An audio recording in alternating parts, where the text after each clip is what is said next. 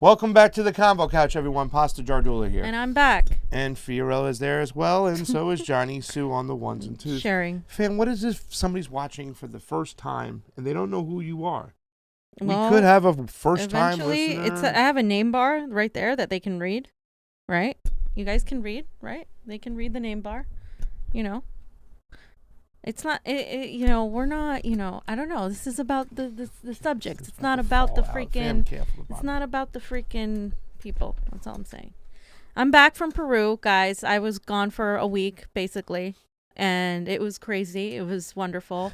I will go back anytime, any day. I wish I would have stayed longer, actually, but because this process is not over. And I'm really, really, really, really, really sick and tired of Western media acting like Castillo is the winner. He's not the winner yet, guys. As much as we want him to be, as much as it would serve my narrative for Castillo to be the winner, he's not the official winner yet. And I know you have to really understand why that makes me angry. It's because this can easily be taken away from him, right? And while the media is ignoring largely, right, the media has been ignoring him until now. They weren't even talking about him until he actually was surprisingly able to beat Keiko. I don't think a lot of the Western media thought he was even going to get this far, but he did. Yeah. And and it's an election issue. It's an election integrity issue, the way I'm looking at this. And Keiko has zero grounds on actually pushing for this 200,000 ballot recount that she's pushing for. She's got zero credibility, even with most of the people who voted for her. They just kind of want this to be over. At this point, they're like, I want a winner. I was asking them, like on my way back here, like the Uber driver was playing a radio show and people were calling in and people were like, we just need to accept the winner. And it's interesting because a lot of people want to play this like, oh, Keiko's just like Donald Trump. Like, she's trying to say the election is fraudulent, just like Trump tried to say the election is fraudulent. And I'm going to kill that narrative right now because Peru has actual far more transparent elections than we do. They actually do. How long did it take the to whole vote? process. It took about 3 to 5 minutes for people to get through the line. But we got to take 3 to 5 hours here in the United States, fam. More than that, even at Sometimes, times, right? I mean, Yeah, like you have to worry people. about giving people water and getting people pizza in line. And then you get the progressives to focus, oh my God, we got to get people food. No, how about you don't have long lines? Yeah, like, I know. What the hell are you doing by focusing on being able to give people food while they wait in line? How about you emulate a third world country that has better elections than you do? How about that? Like, this is just like this whole thing with like the West and how they, being over there and seeing what's printed in the independent media there and how they hate the mainstream media, and they are very upfront about how they hate the mainstream media over there. Like, they don't care. Like, they flat out say it. Here we have to beg people to hold the mainstream media accountable, to like talk against them, to expose them. But over there in Peru, they have no problem doing it. They have no problem marching in the streets if they don't like a politician. No matter how many politicians they've had that have been corrupt, they have zero problems. So we're going to get into the show, fam. I'm glad to be back. I just got back literally today. And I am excited to continue monitoring what's going on in Peru because I have, family there. I have contacts there. And it's not as simple as it's being laid out to be. And like I said, being over there and seeing how even the leftists here twist things kind of gives you a new perspective as to how sometimes we don't understand the culture and the differences of how people operate there. And the election aspect is something that nobody has really talked about, what's going on with these different election organizations too. Yeah, I mean, you did just get back home, and we have a lot of things to talk about. We have the Global South show today almost. It's like a lot of stuff going on. Yeah. We're going to be talking about the Bitcoin in El Salvador, too, as well. Kamala Harris, the whole 9 yards. We have a great show for you today. Ladies and gentlemen, really quick before I hand it over to Fiorella, she's going to go over everything she experienced in Peru. Sign up for Rokfin. Hit that like button, ROKFIN. If you're on YouTube, get on over to Rokfin, but also hit the like button there. Share it, too, as well. We're being suppressed heavily, demonetized, the whole 9 yards. they still haven't given us back our monetization so we can accept super chats from you guys. So it's really still a shame. They're trying not to get this information out there. And remember, there are going to be shows out there today going to see that will be covering Peru, talking about Peru. Fiorella went to Peru as a person who knows and understands elections. Tomorrow I'll be putting together the stuff, everything up to date for what happened in Georgia. Interesting stuff over there too as well, fam. And later on tonight, if you guys can come to our Rokfin and check out To Hell and Back, me and Shan Damasta from Roar Media will be doing our 3rd episode, fam, of addiction and how we look at it here. An in-depth look on addiction, specifically on opioid addictions. We'll be talking about other stuff too as well, but I just came back from North Georgia, and I was able to interview 2 people who are actually in drug court right now, who are addicts, going through the process of trying to get themselves straightened out and live I guess what you can consider to be a normal life. But I can tell you this much, fam. I remember years ago when I was stressed out for money, I had to live in my car for a couple weeks, couch surf at one point when I was struggling to stay in LA. My choice too as well, you know what I'm saying? But it was tough, and I was stressed out as can be. And I knew when I was stressed out, it was so easy for me to take something, drink something, pop something, because I just didn't want to feel the pain. We have 80% of the people out there living paycheck to paycheck. They're still suffering. So these situations are very, very common and in the United States, and it's really killing us. 70,000 people last year on opioid addictions. But let's get into Peru. I mean, the first question that you answered for me right off the bat, I said, Fee, tell me, how long is it going to take them to vote? Because if it takes us hours over here, it must take them days in line, right? It's Peru. It's a third world country, people are saying. So right. So first of all, let's go over once again, now that I'm here, you guys, I can tell you, like, again, 3 to 5 minutes to vote. They really had very few issues with the lines. Their issue was accessibility for the disabled. If sometimes things were on the 2nd floor, they didn't have elevators. They don't have that infrastructure there. So what they did was they had to bring the tables down. That's something that they're working on, more accessibility. But their security is a lot better than ours, at the very least. They got rid of most of the electronic voting machines. They do paper ballots. They do like I said, a quick process that flows really, really quickly, really well. And then they have also the observers that can come in. Of course, they were hesitant with some of them. And the thing that I liked, or that I wanted to point out, was that you have to provide your DNA, which is the ID. No, and and I'm just telling you, like, that's mandatory if you want to vote. And during COVID, they had specific times where they were pushing people to vote during certain hours. It wasn't 100% like mandatory, but they were like pushing you to go vote during certain hours, depending on the last number of your DNI, because they didn't want all these people going in at once. People, of course, could choose to not do that, but it was recommended. And also, they have 1 day to vote, 1 day.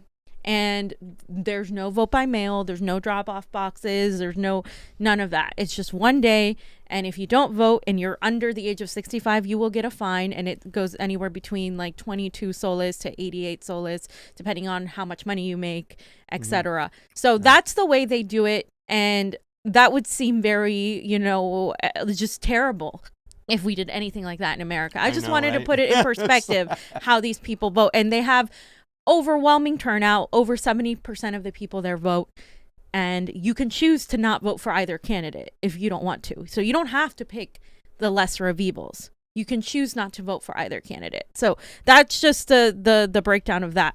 And I just wanted to start with, we have breaking news that Keiko Fujimori, if we're gonna go back here, is actually facing a demand to go to prison. Okay, they're trying to send her to jail because, like we've said before on the show, she has a charge for corruption. She participated in money laundering to a Brazilian presidential campaign in 2011 and 2016. And this prosecutor, he's a public prosecutor, is requesting that she is detained. And they want her to come into custody because of what she did back then. And what she did now is she broke her probation by meeting with one of the witnesses in her case. She's not supposed to meet with the guy. And that's exactly what she did. So there's a tweet here that I wanted to read. and I translated it for everybody. It's on my page, but I'm gonna put it right here. So the prosecutor Jose Domingo Perez asked the judiciary to revoke the restricted appearance and ordered preventative detention against Keiko Fujimori for having met with Miguel Torres. He's the guy that was a witness in the tax investigation for her money laundering in 2011 and 2016 Brazilian presidential campaigns. This is why she's facing 30 years in prison. Now, this prosecutor is urging for her to be detained, which will obviously put a damper in what she's trying to do, which I'll get into in a second. She's trying to overturn over 200,000 ballots to put them into question because 100,000 or 100% of the votes that have been counted, right? 100% of the tallies have been counted.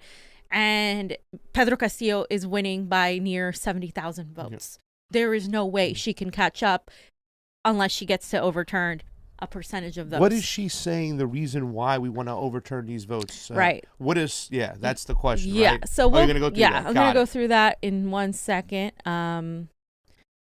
Oh, that was the other one. Let me see here. Okay, so this is the latest from the OMPE. I just wanted to show you guys. Jonny has the little table there. You can see the figure. And like I said, with 100% reporting, Pedro Castillo is effectively the winner. I mean, he's been congratulated by people in Bolivia. He's been congratulated by multiple just presidents, etc. And however, though, we can't say it's official. The Peruvian government hasn't announced it. The OMPE hasn't announced him a winner. So this is why we have to be careful of saying that he's the winner, because he's not yet in the eyes of Peru yet. It's not official because Keiko is demanding this overturning, this review, more so because she wants to lead to an overturning of ballots. 200,000 ballots in question. And basically, you can see here 100% tally. You can see all the counts. You can see the difference. He's at 50.198%, while she is at 49.802%. Yeah. Very, very close. 69,000, right? Yeah, very, very close. And it went down a little bit, the difference, as they've been going through this whole thing. But she is claiming what is called fraude en mesa. Okay. And what that is that since there were less Fuerza Popular people working at the tables as poll workers, she's asserting that they manipulated ballots and they dismissed ballots that were hers and allowed more Castillo ballots in. She has no evidence of this. Most people, even on her side, aren't entertaining this idea, but they're going to start verifying las actas or the recorded tallies. Las actas or the recorded tallies. So the ballots in Peru are destroyed by now. All the ballots that people voted on, the individual ballots, they're destroyed immediately after the counts are done. What they do is they take a tally of each province, and I think in the article.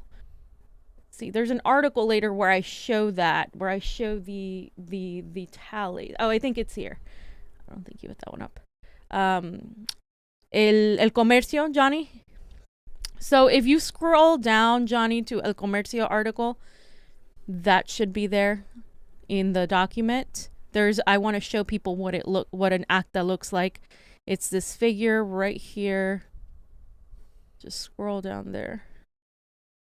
I don't know why it's not coming up. There. You can see, I think this is of Puño, and you can see what it looks like. That's an acta. You can see it's the total tallies, the total numbers. You see, you got Keiko, you got Pedro Castillo. It's an acta de escrutino, and that one is just basically they take all of the votes and they tally them up. And they put the final number there. This is from the province Puño, and in the district of Acora, and you can see that that's what it is. Votos en blancos, votos nulos. So 10 votes that were null, 0 votes that were of neither candidate is voto en blanco, and then you can see that, and that's the total. So that's what that's what they're gonna go over. So she's bringing into question 200,000 ballots that she wants to 200,000 votes in total from these acts from certain provinces that she wants to scrutinize. That's what's happening. And that whole process is done in a way that is public. It's going to be done publicly, and I'm going to go over how it's done, the step-by-step process of how that's done, since nobody's gone over it, right? So in that tweet, Jonny, where it's in Spanish, let's see here, from the JNE Peru. Okay, so I'm just gonna translate the steps of that they're gonna do to do the whole process of the observed acts in English. So I'm gonna translate that. So what the first step is, they're gonna send the physical tallies observed in addition to the tallies that correspond to the JEE. So let me tell you guys what the JEE is. The JEE is the jury, the electoral jury, the specialty electoral jury, jurados electorales especiales. Okay, those are the jury of the electorate. Then you have the JNE, which is the jury of the national elections, and then you have the ODP, which is the office of the decentralized process, electoral process. These are different jurisdictions than the OMPE. And we've already gone over the OMPE, but this is exactly what the process goes through. And they send in the physical tallies that were observed and the tallies that correspond to the JEE. Then the JEE is going to issue a statement comparing the tallies observed by the ODPE and the corresponding ones as well, meaning like they're gonna look at the tallies they got and then compare the two, and then the results of this whole thing can be appealed to the JNE within 3 days of its publication in the JEE. So they're working in coalition together to make the process as easy as possible. The JNE will then go over this in a public forum where the press will be invited and the cameras will be there, and they will announce the final and definitive results within 3 days. So they have 3 days. Within 3 days after they all look over it, every single one looks over it, they're going to say in front of the press, in front of the media, in front of a public forum, this is what the final results are. And then once this is resolved, then they're going to be sent back to the OMPE to be added to the official tallies, because the OMPE is the ones that release the official numbers. So that's what has to happen for Pedro Castillo to officially be pronounced the president of Peru. And that process hasn't happened yet. Okay. So that's why it's not official that he's won. And I'm not trying to be a Debbie Downer. I'm just trying to tell you guys. They get rid of the ballots themselves, though? They destroy them? They destroy the ballots after they're counted, because they're afraid somebody's gonna come in and take them. That they've had issues with that as well. That's why the best thing is to destroy them, because now if they change these numbers, well, that's something that I'm not crazy about with those elections. Yeah. So I mean, one of the things I'm not crazy about is that the process of the tally counting is done privately. I think that whole process should be done publicly. Right? Yeah. So you could see that. But again, our whole process isn't really as public as it should be either. No, our process is terrible. So. Yeah. So I mean, they have a way of doing things. They have these different organizations. You can, like, they tell you specifically, here's the process of what's going to happen. I've never seen that amount of transparency with the Secretary of State or with all of that. They literally give people a rundown of what's going on. I don't trust the OMPE because I've already spoken about it. The head of the OMPE is a Keiko Fujimori sympathizer. He literally met with her. He was a member of the Fuerza Popular Party. But at the same time, it would be just blatant for them to cheat right now. They're just basically entertaining her demands. She's got the money to pay these lawyers. Yeah. She's got the power to pay these lawyers. She's going to continue to push this. She's not conceding. But now she's got this whole push to get her into prison, which is something that I don't think she was counting on. And I think it can put a damper in this whole thing. In the eyes of Peru, in the eyes of the world, Pedro Castillo is effectively the winner, but they just refuse to call it. Yeah. So it's very close too, as well. I mean, that's neck and neck for that many type of votes. I'm just afraid that they're going to pull something out of their, course. And say, oh my God, look at this. We made a mistake. Actually, Keiko's the winner. They lost this tally sheet. Yeah. I don't know. So until he is standing up there as the president, I'm not going to trust it either. Exactly. And again, if for instance, a lot of people are like, well, maybe this is good because the narrative then won't be that Keiko is that there's suspicion in the election, but you guys have to look at it from the perspective of maybe they want you to literally think he's the winner, and then they're going to come back and when you're not looking, change something. So you have to continue paying attention. And also, the truth is the truth, right? The truth is he's not the official winner yet, but he is effectively the winner, meaning he has the majority of the votes, the majority of the percentage with 100% report.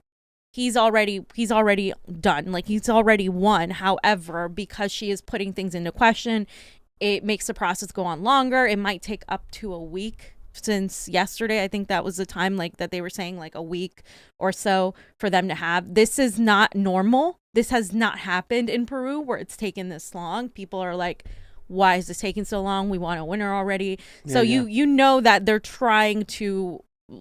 very scared. A lot of business people put in a lot of money into Keiko Fujimori's campaign. Her campaign is millions of dollars, where Pedro Castillo's campaign does not have that funding at all. So there is big money interest in ensuring she wins, and they're threatening to not do business in Peru. So what a lot of people are doing, like there was this whole thing about Cusco.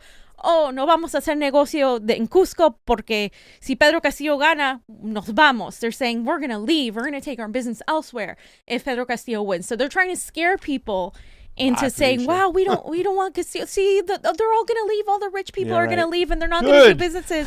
And, it's so ridiculous, Pasta, because those elites, the 1% in Peru, have never done anything for the working class in Lima, but somehow they're tricked into the mainstream media propaganda machine, believing that they need these rich people, whereas the in the rural areas, in the rural provinces, they're not watching mainstream media, so they don't buy into the propaganda. They know what's going on the ground, so they're more aware, and they're more to the left and to just anti-imperialism. They don't like America.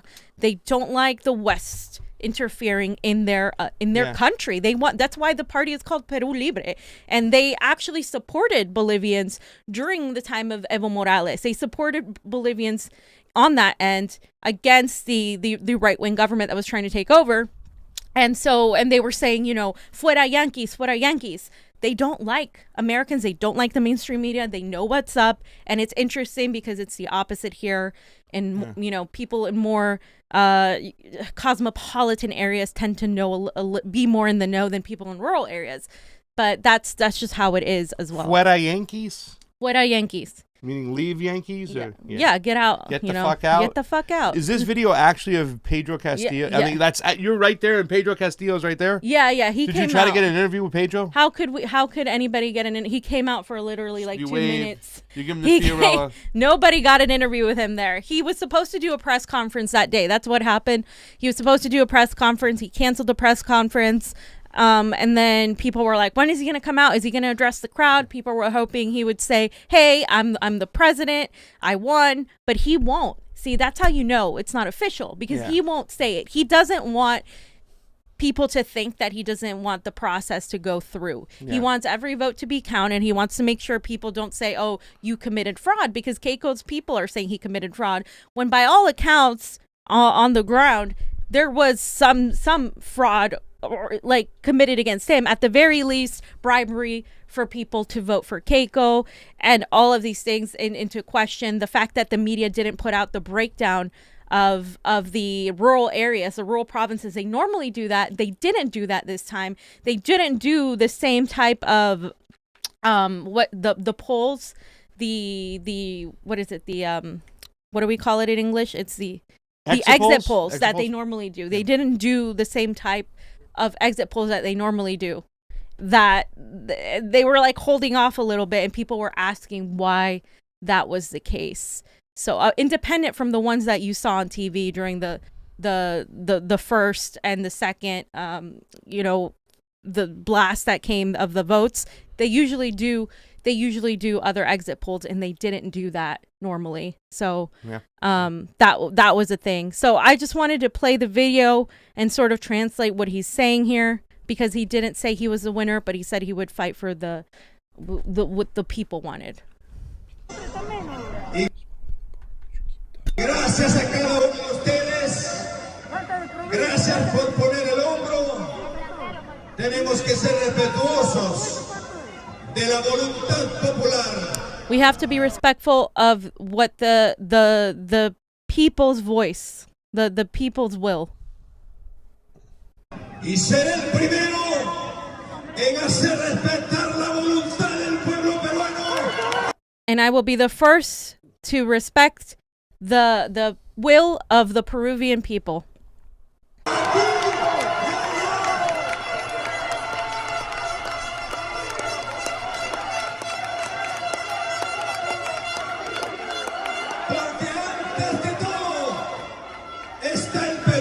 Because before anything, it's Peru.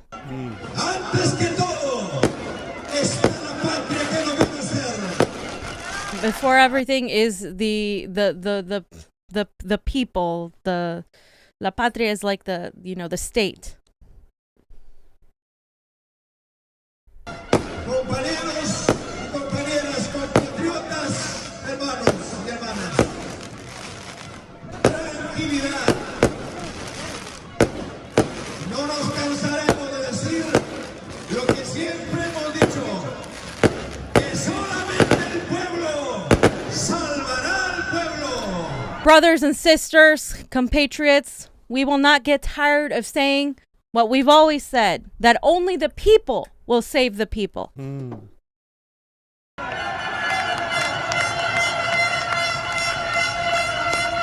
hermanos. Gracias por ese esfuerzo. ¡Viva los hombres y mujeres del Perú! ¡Viva el pueblo peruano! Thank you, brothers and sisters. Long live the men and women of Peru. Long live the people of Peru. Muchas gracias, queridos hermanos. Thank you very much, brothers and sisters. And then he just... Yeah, so he was just saying, you know, we're going to respect the will of the people. They've been very intent on that. You know, when Keiko was winning, they were like, oh, we need to stop talking about fraud and everything. But as soon as the turn happened where he started winning, they were like, oh, well, you know, we need to look over every single ballot. And it was just, it was very interesting. 180. So, yeah. Yeah, 180. So we just all have to sit and wait. It's still not... Not 100%. Yeah, okay. As soon as those actas are observed and the whole process that I just mentioned goes through, I'm then scared, it'll though, be fam. officially... I'm scared they're going to find something, you know, and... Yeah. You know, That's why I don't think we should count our, our chickens before they hatch. Like, I just don't, you know... As vegans, I think we have to say something different, but I don't know. But, yeah, the roosters are coming home to roost, right? But the chickens are coming home to roost. Yeah. Okay, so there's a couple more things here. Let's see. Okay, so again, I already said it. Like, I'm not sure why people in the West are already saying, oh, he won. He hasn't won yet. Guys, I'll let you know when it's official. Again, all the votes are counted. However, they have to go over the acts. So I already pretty much went over that. And I had an issue with Kyle Kulinski. Apparently he did this video, and this is what I have an issue with. Like, Pedro Castillo is not there on social issues, right? He's weak on those issues.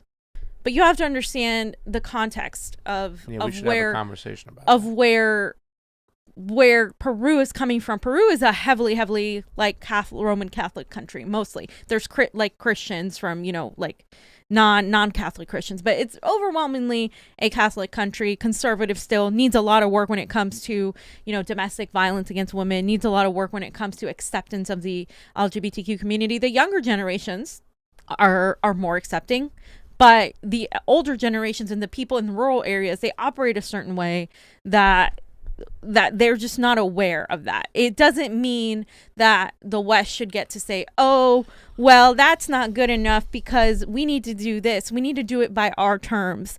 Because Pedro Castillo, apart from the social issues that he's very weak on, and I don't think he's going to be able to legislate like that because, again, Peru is not, you know, it's changing. It's becoming more accepting. There are more people like my age, and, you know, I have cousins there that are like, yeah, they're very progressive.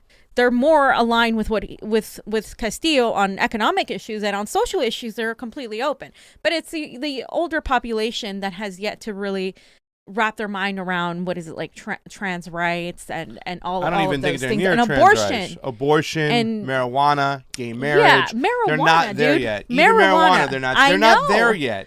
But that's okay, and that would be the same way in the Middle East too. If you have these it'd be the same way. That's why I get offended when you hear this push for global leftists. Like, if you want to push leftists in an economic sense, okay, do it. That's what it's about: strengthening labor, nationalizing your resources so that your country gets that. Get them more money, more education, more roads, more schools, whatnot, and eventually they'll get there on the social issues. You can't. Okay? You can't push them to do that right now. You're like imposing your Western cultural like beliefs on people that it just comes off very patronizing. We may be right. And to say that, yes, they might, need to progress in that way. But I'm not going to go as a Westerner and dictate how somebody's country should be run when we can't run our fucking own country. Yeah. And when you put titles like this, controversial heterodox leftist wins Peru election, controversial why? He was more controversial not for the LGBTQ stuff. He was more controversial because he's a freaking rondero from the rural areas, very poor, a teacher, a striker, a leftist organizer. He's far to the left of any fucking politician on economic issues than we have here. Yeah. Far to the left of the squad. He's talking about redoing Peru's constitution, talking about kicking the DEA out, talking about just doing getting the mining and the resources into Peru. 70% of the money Peru makes goes out into foreign countries and the 1% in other countries. They don't get the money. And when you talk to Peruvians, even if they voted for Keiko, they agree that that's a problem that Peru needs to fix.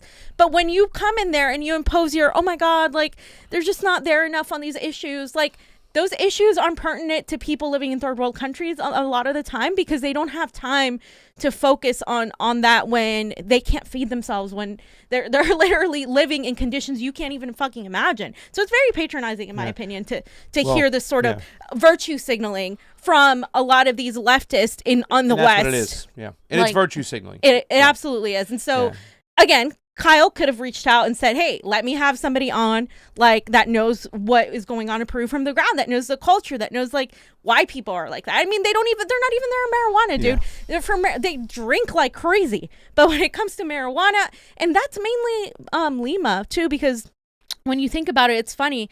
The native people, they chew coca. And what coca is what is used to make cocaine. Yeah. So they need to really understand hey, wait a minute. Coca es una droga. It's a drug. And ayahuasca. Peruvians like ayahuasca. It is just their tea version of what it would be like mushrooms here. It's a hallucinogenic, right? It's a hallucinogenic, and people from all over the world go into the Amazon of Peru to get treated with ayahuasca for depression, for a lot of issues. So they're open to medicinal things.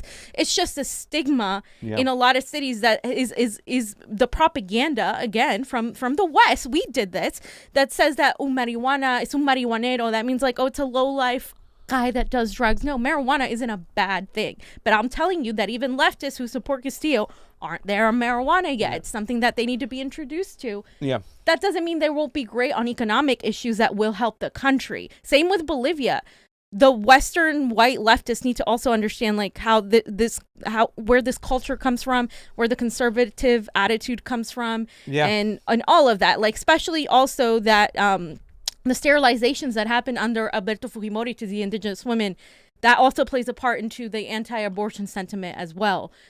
You have to understand the context of all these things and not just make your religion has a big part to do with that too as well. But I think too, fam, I just want to point out real quickly before you move on that I think here in America, that's this whole push for the social issues being put over the economic issues is a form of virtue signaling, and it is this form of American exceptionalism, because most people right here, even people of color who are poor in the States, are stressed because they don't have resources. Okay, give them resources and stuff like that. Not everybody thinks the same. It's not a monolithic kind of fucking mentality over here. And the fact that these social justice warriors think that they're doing the right thing by saying we got to use the right pronouns and we have to treat people better, it doesn't get resources into the hands of the people who need them. So shut the fuck up, be leftist when it comes to labor and economics, and then we'll swing around with the other stuff. The economics are important because at the end of the day, everybody needs resources. It's not about money. It's about resources. It's about living comfortably in your house that you know you won't be thrown out of, that you'll get a paycheck where you can put food on the fucking table, that you can drive a car and get gas, or all those fucking things that you need. It's really disgusting to me that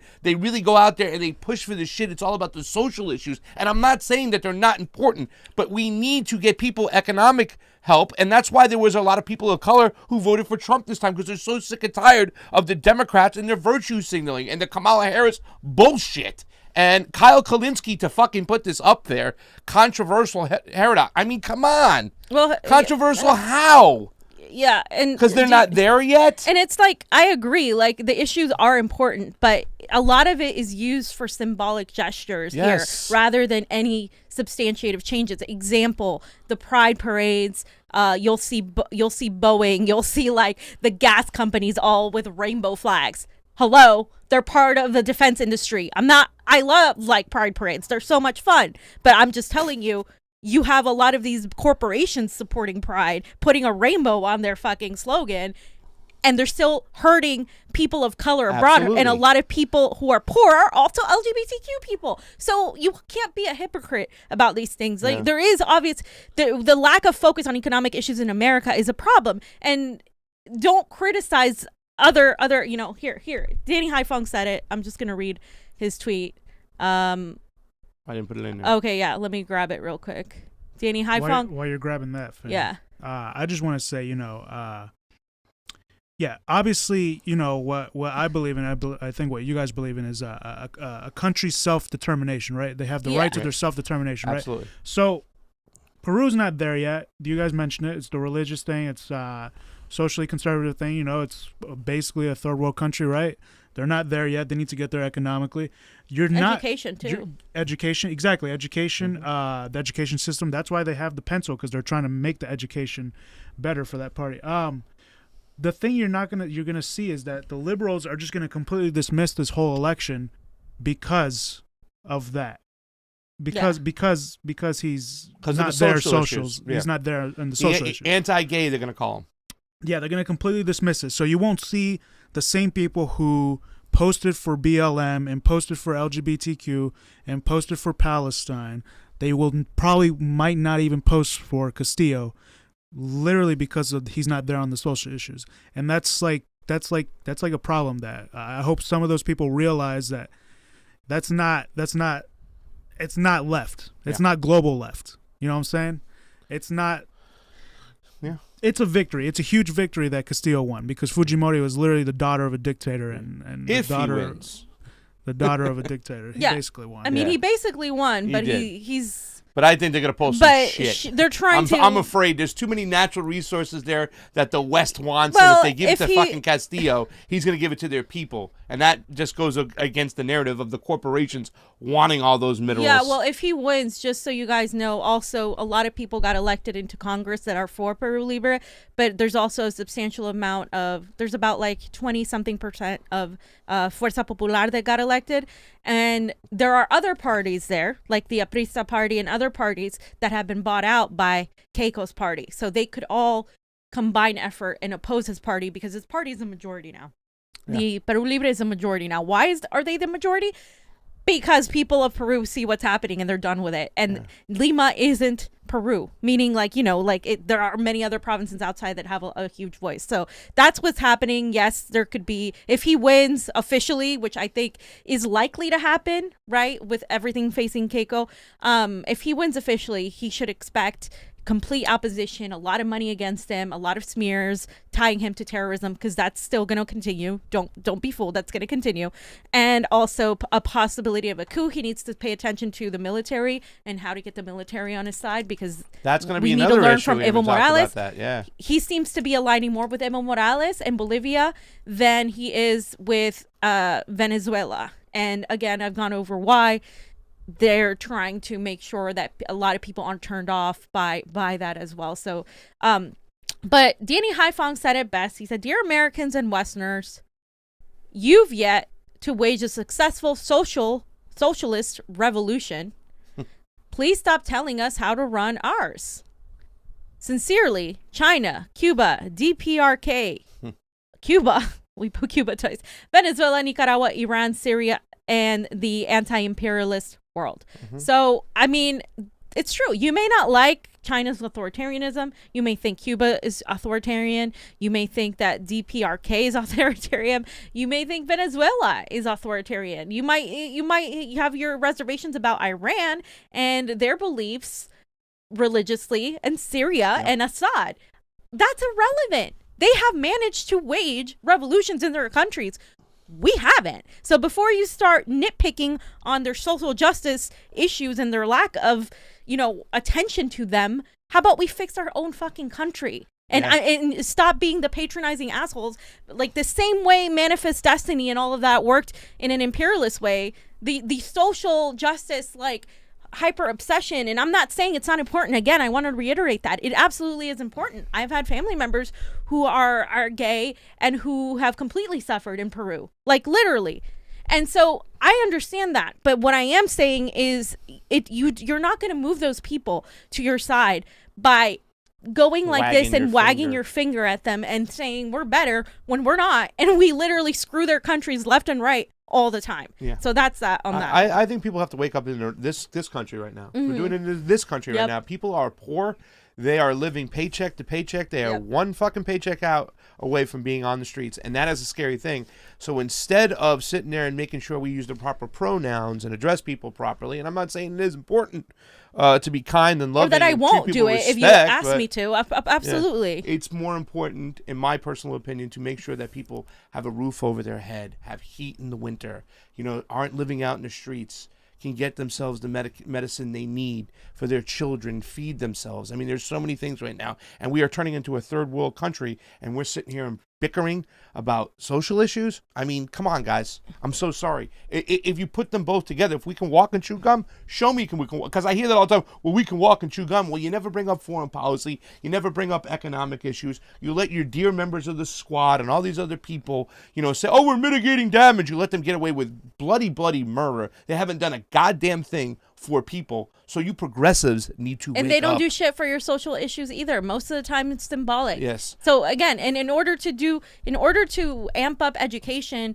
on social issues, you need to change the economics of people. These people aren't going to care about these social issues in these you don't understand how people live in third world countries. Jonny knows. Jonny, you've been there. You see how people live, the means that they have, and still there's not homeless people. There's very few homeless people in Peru. Very few homeless people still. Yeah. And that just goes to show you, in the richest country in the world, they have more homeless people, and we still wag our finger at how other countries run and how religious some of Iran is and all this other stuff. That you're not going to change people's beliefs like on those issues right away. You just have to give them the economic means and educate them and let them have self-determination. Yeah. Because we're not here to dictate how other people, how other countries and other people in other countries need to behave. Yeah. And like, I'm so done with that part of the left that's like, it's just they completely distract. It's a distraction. Nothing gets done. They have this legislation for the politician to recognize. I want you to recognize. It's like, what do you want? Just get some good fucking policy in there. Yeah. You want the politician to recognize something,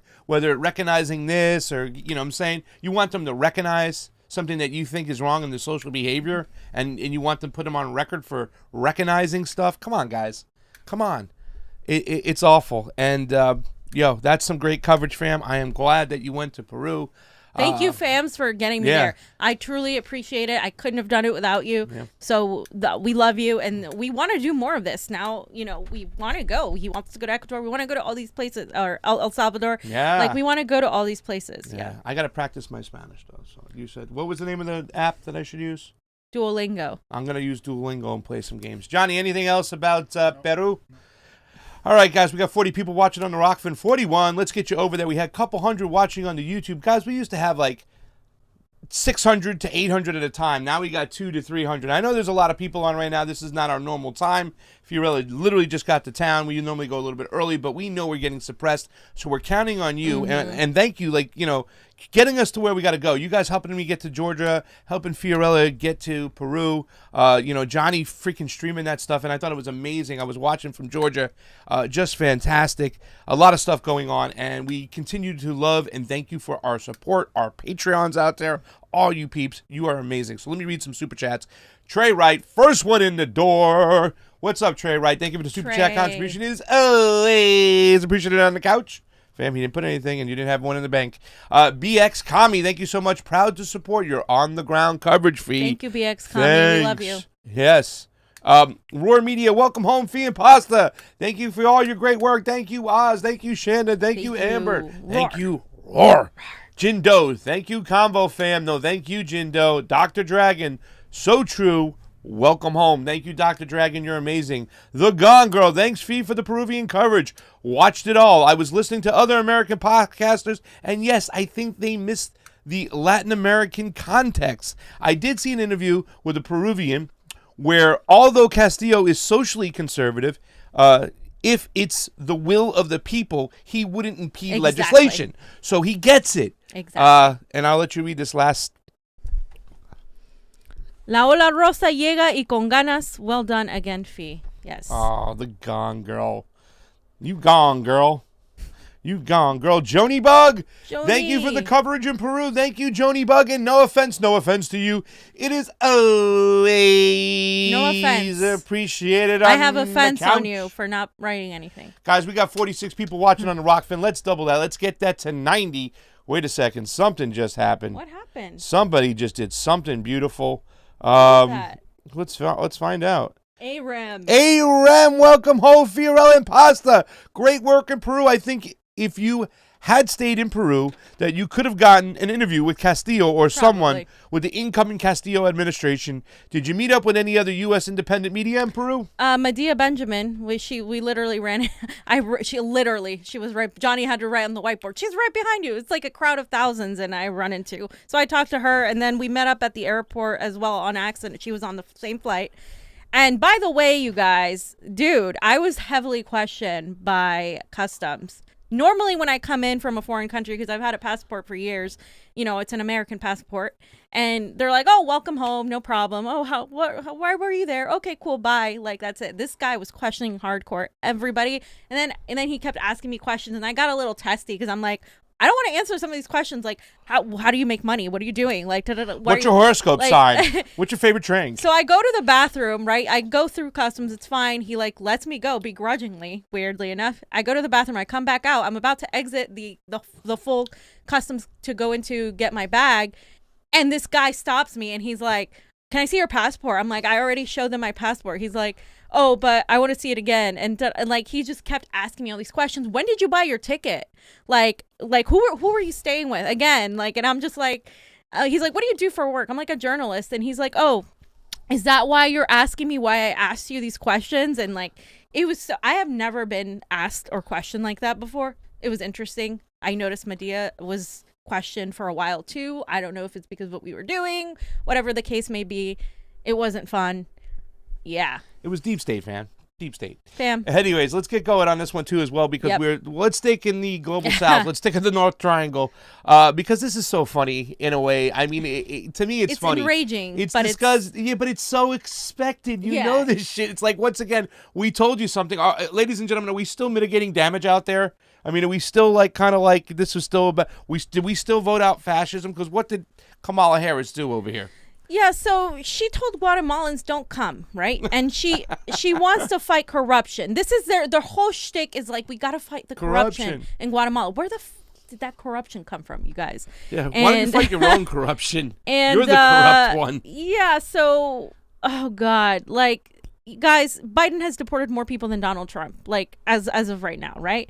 And we're going to talk about AOC and what she said, but yeah, I just, Harris said corruption does not know borders. We have to follow the money and we have to stop it. She said we have to follow the money. Miss Mnuchin said we have to follow the money. The U.S. is going to provide $40 million to fund an initiative to provide economic opportunity for and curb gender-based violence against young women. Okay, can you please explain to me, Pasta, what this actually is? Because, an additional $18 million will go towards... Million. 48 million, will go towards entrepreneurship, housing, agribusiness, and micro-lending programs. Yeah. Micro-lending, huh? Yeah. Pasta, what 310 million in humanitarian aid for Central America. What is humanitarian aid, Pasta? I just, Well, George Carlin said that humanitarian aid, and there's a lot of people talking about this right now too as well, and kind of exposing this, that humanitarian aid from the United States is taking away money in a first world country from poor people and giving it to rich people in a third world country. Yeah. Because once again, that money never gets to where it's got to go. Never. You know what I'm saying? It's always kind of funneled through these other NGOs and these other groups and whatnot, and there's a lot of people who sit on the other end and make a ton of money. We saw this in Haiti with the Clinton Initiative, where all this money was supposed to go to the reconstruction of their country, and instead it went into contractors' pockets that were friends of Bill and Hillary, and Haiti is suffering to this day. But what I did like, fam, is, I don't know if you saw, I put this picture, is this is when they showed up to Guatemala. They had signs, Kamala, go home. Kamala, mind your business. Oh, Kamala, Trump won. Even in the global South, they can notice the fact. No! Even in the global South, they know that your elections suck. You're not the right winner. Well, and listen, this will show you more than anything, a lot of Democratic, parties that ran the country, whether it be the Obama administration, the Clinton administration, they were just as bad, if not worse. They were more globalist mentality, which meant taking more money away from the Peruvian people, the Guatemalan people, the Honduranian people, the El Salvadorian people. They took away the money from them and exported it out to their own goons. And they know this. And that's why I love what's going on in the global South right now, because they're wise to this. You think that, it's a third world shithole country, is what a lot of jerks say. It's a stupid comment to say that. But, hey, if you say that, you say that. But why? Part of the reason is because our corporation's been going down there since the Monroe Doctrine and just raping the country blind. And they know. And they know Guatemala knows that Kamala's part of that whole crew. They saw what happened to Manuel Zelaya in Honduras and whatnot when they removed their leaders who are nationalizing their resources so their own people can build roads, schools, hospitals themselves. Well, the CIA initiated a coup in Guatemala. Everybody knows. Everybody that knows about foreign policy knows that. A lot of the normal average Americans don't know that. This is why we got to educate them on this. This is why she gets away with this too. Let's just hear what she said. The recount posted this, and let's just hear what she actually said. I want to be clear to folks in this region who are thinking about making that dangerous trek to the United States-Mexico border. Do not come. Do not come. The United States will continue to enforce our laws and secure our border. There are legal methods by which migration can and should occur. But we, as one of our priorities, will discourage illegal migration. And can you imagine if Trump said that? Could you just fucking imagine if all you little shit-lib neo-progressives would be screaming, we need to get rid of this fascist president. This is terrible. Please. Yeah, no, it's okay. So as somebody that is an immigrant to this country that knows exactly what the process of trying to get legal immigration to this is, it takes years. It takes thousands of dollars that these people don't have because they live in a war-torn country because of our interventionism, and we know this. And so to say come through legal means, what does that mean to somebody whose family is getting murdered in the street, whose family doesn't have anything to eat? Try it. I would try it. Please try getting through it the legal way. It's not always possible. People try, people save their money, they do whatever they can, and guess what? They get either shut out from getting a visa for whatever reason, because in some countries you have to, in order to get a visa to even come to the United States and visit, you have to have a wonderful job, you have to be somebody, you have to know somebody, you have to there is a whole process that you guys don't even know what it takes to actually even get an interview, to get a visa, let alone to get asylum. The whole asylum process takes decades. It takes years. So for her to say come through legal means as if that's like a walk in the park it's ridiculous, especially knowing that these people are coming because of what our interventionist policies did, our interventionist regime changes in the country. And it's like I want Kamala to understand, I want all Americans to understand, it's not as simple as saying come here legally. We don't have the same mechanisms to come to a country as a European does. Trust me, Europeans have no problem coming into America legally. But you try to compare how many Europeans get visas and how many Europeans are allowed to come into North America compared to Mexicans, Central Americans, South Americans. You trust me, it's completely unbalanced. Johnny, did you have anything to say, by the way? Yeah, well, exactly. Like Asians and people from India have more of a facility in coming in here. Absolutely. And getting visas through work or something else. Like Latin Americans, they don't fucking get that shit. Yeah, well, I mean, I'd like to take some of these guys who are standing on the border in the south border and bring them up to Canada and say, guard this border over there, make sure these Canadians don't get in there, and see how their attitude would be. But also one of the problems is not just going in there, taking away their natural resources by making it, just corporatizing the whole country.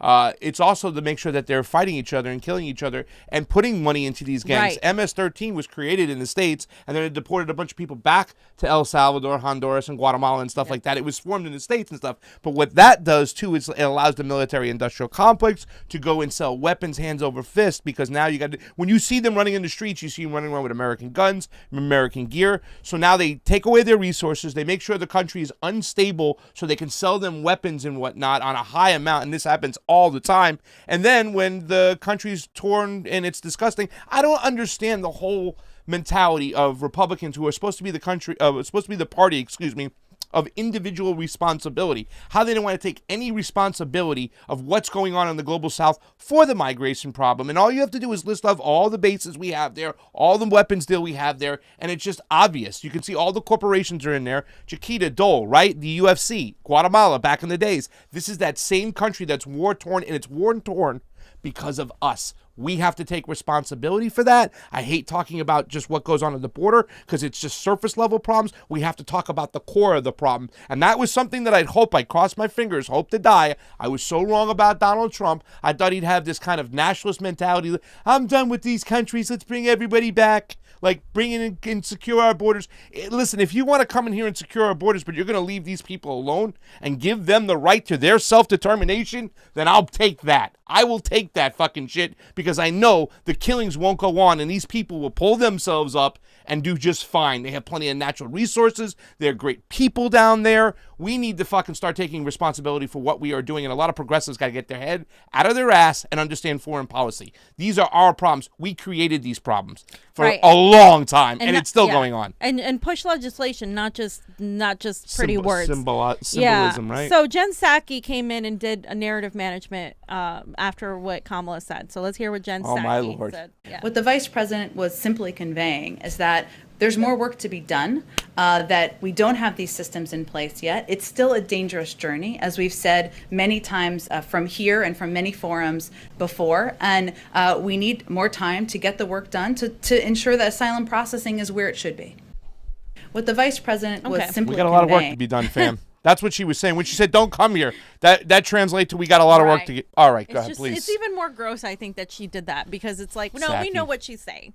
We know what she's saying, Psaki. You're the one that was for regime change in fucking Bolivia and Venezuela and every freaking coup. Ukraine. She was always there for you when she worked at the State Department, please. So let's look at the hypocrisy of Kamala Harris, right? How it started, how it's going. In 2017, she said, "Say it loud, say it clear. Everyone is welcome here. No ban, no wall." Who was president then? Oh, Donald J. Trump. Oh, okay, that's right. Okay. How it's going?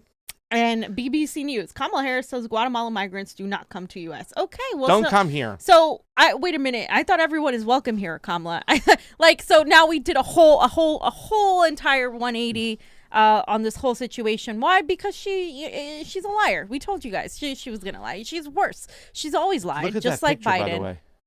She looks like Falsa Doom from the Conan movie. Oh my God! What the fuck is Falsa Doom? Falsa Doom was James Earl Jones's character. He was the villain. Okay, so let's That one. My go bad. back to 2017, and Johnny, I just wanted to show the picture there. This is what Kamala Harris did. The picture, the text picture in the folder. As a senator, Ms. Harris had once questioned the legality of the border policy. She signed a letter with fellow Democrats, that are accused the Trump administration of, quote, misrepresenting its limited authorities by misinterpreting, its limited authorities by using the rule to turn away asylum seekers. She said, quote, why is this administration telling asylum seekers to stay home when we have a moral and legal duty to give those in danger an opportunity to seek refuge? Yep. This is what Don't come she here. asked Lee Gallant, a lawyer for the American Civil Liberties Union, said this, right? Which is suing the administration over its practice of turning migrants away. Hopefully domestic politics is not a driving force because asylum must operate outside of politics. Kamala Harris signed this whole thing. Supporting asylum seekers. Virtue signaling, guys. Virtue signaling. This is what we mean when we talk about virtue signaling. Kamala Harris in 2017 said no ban, no wall, shifts her position. This is why you don't believe these people, because tomorrow she'll turn around and say, oh, well, we need to accept asylum seekers. Same thing with AOC. Yeah. Here's my issue with AOC. A lot of what she's saying is true, but it's perfectly made this way. So AOC is calling out Kamala Harris now for telling asylum seekers not to come, and AOC urged everybody to vote for Biden, to completely not just vote for him, but support him. Exceeding expectations, exceeding our progressive expectations, Wow. all of that. So now she's complaining about Kamala Harris, and she said she expressed frustration with Harris and the Biden administration. She said, this is disappointing to see. First, seeking asylum at any U.S. border is a 100% legal method of arrival. And Harris said in response to AOC's criticism that the Biden administration will focus on treating the root causes behind why asylum seekers are coming to the U.S. This is my focus, period, she told NPR. But AOC said the U.S. spent decades contributing to regime change and destabilization in Latin America.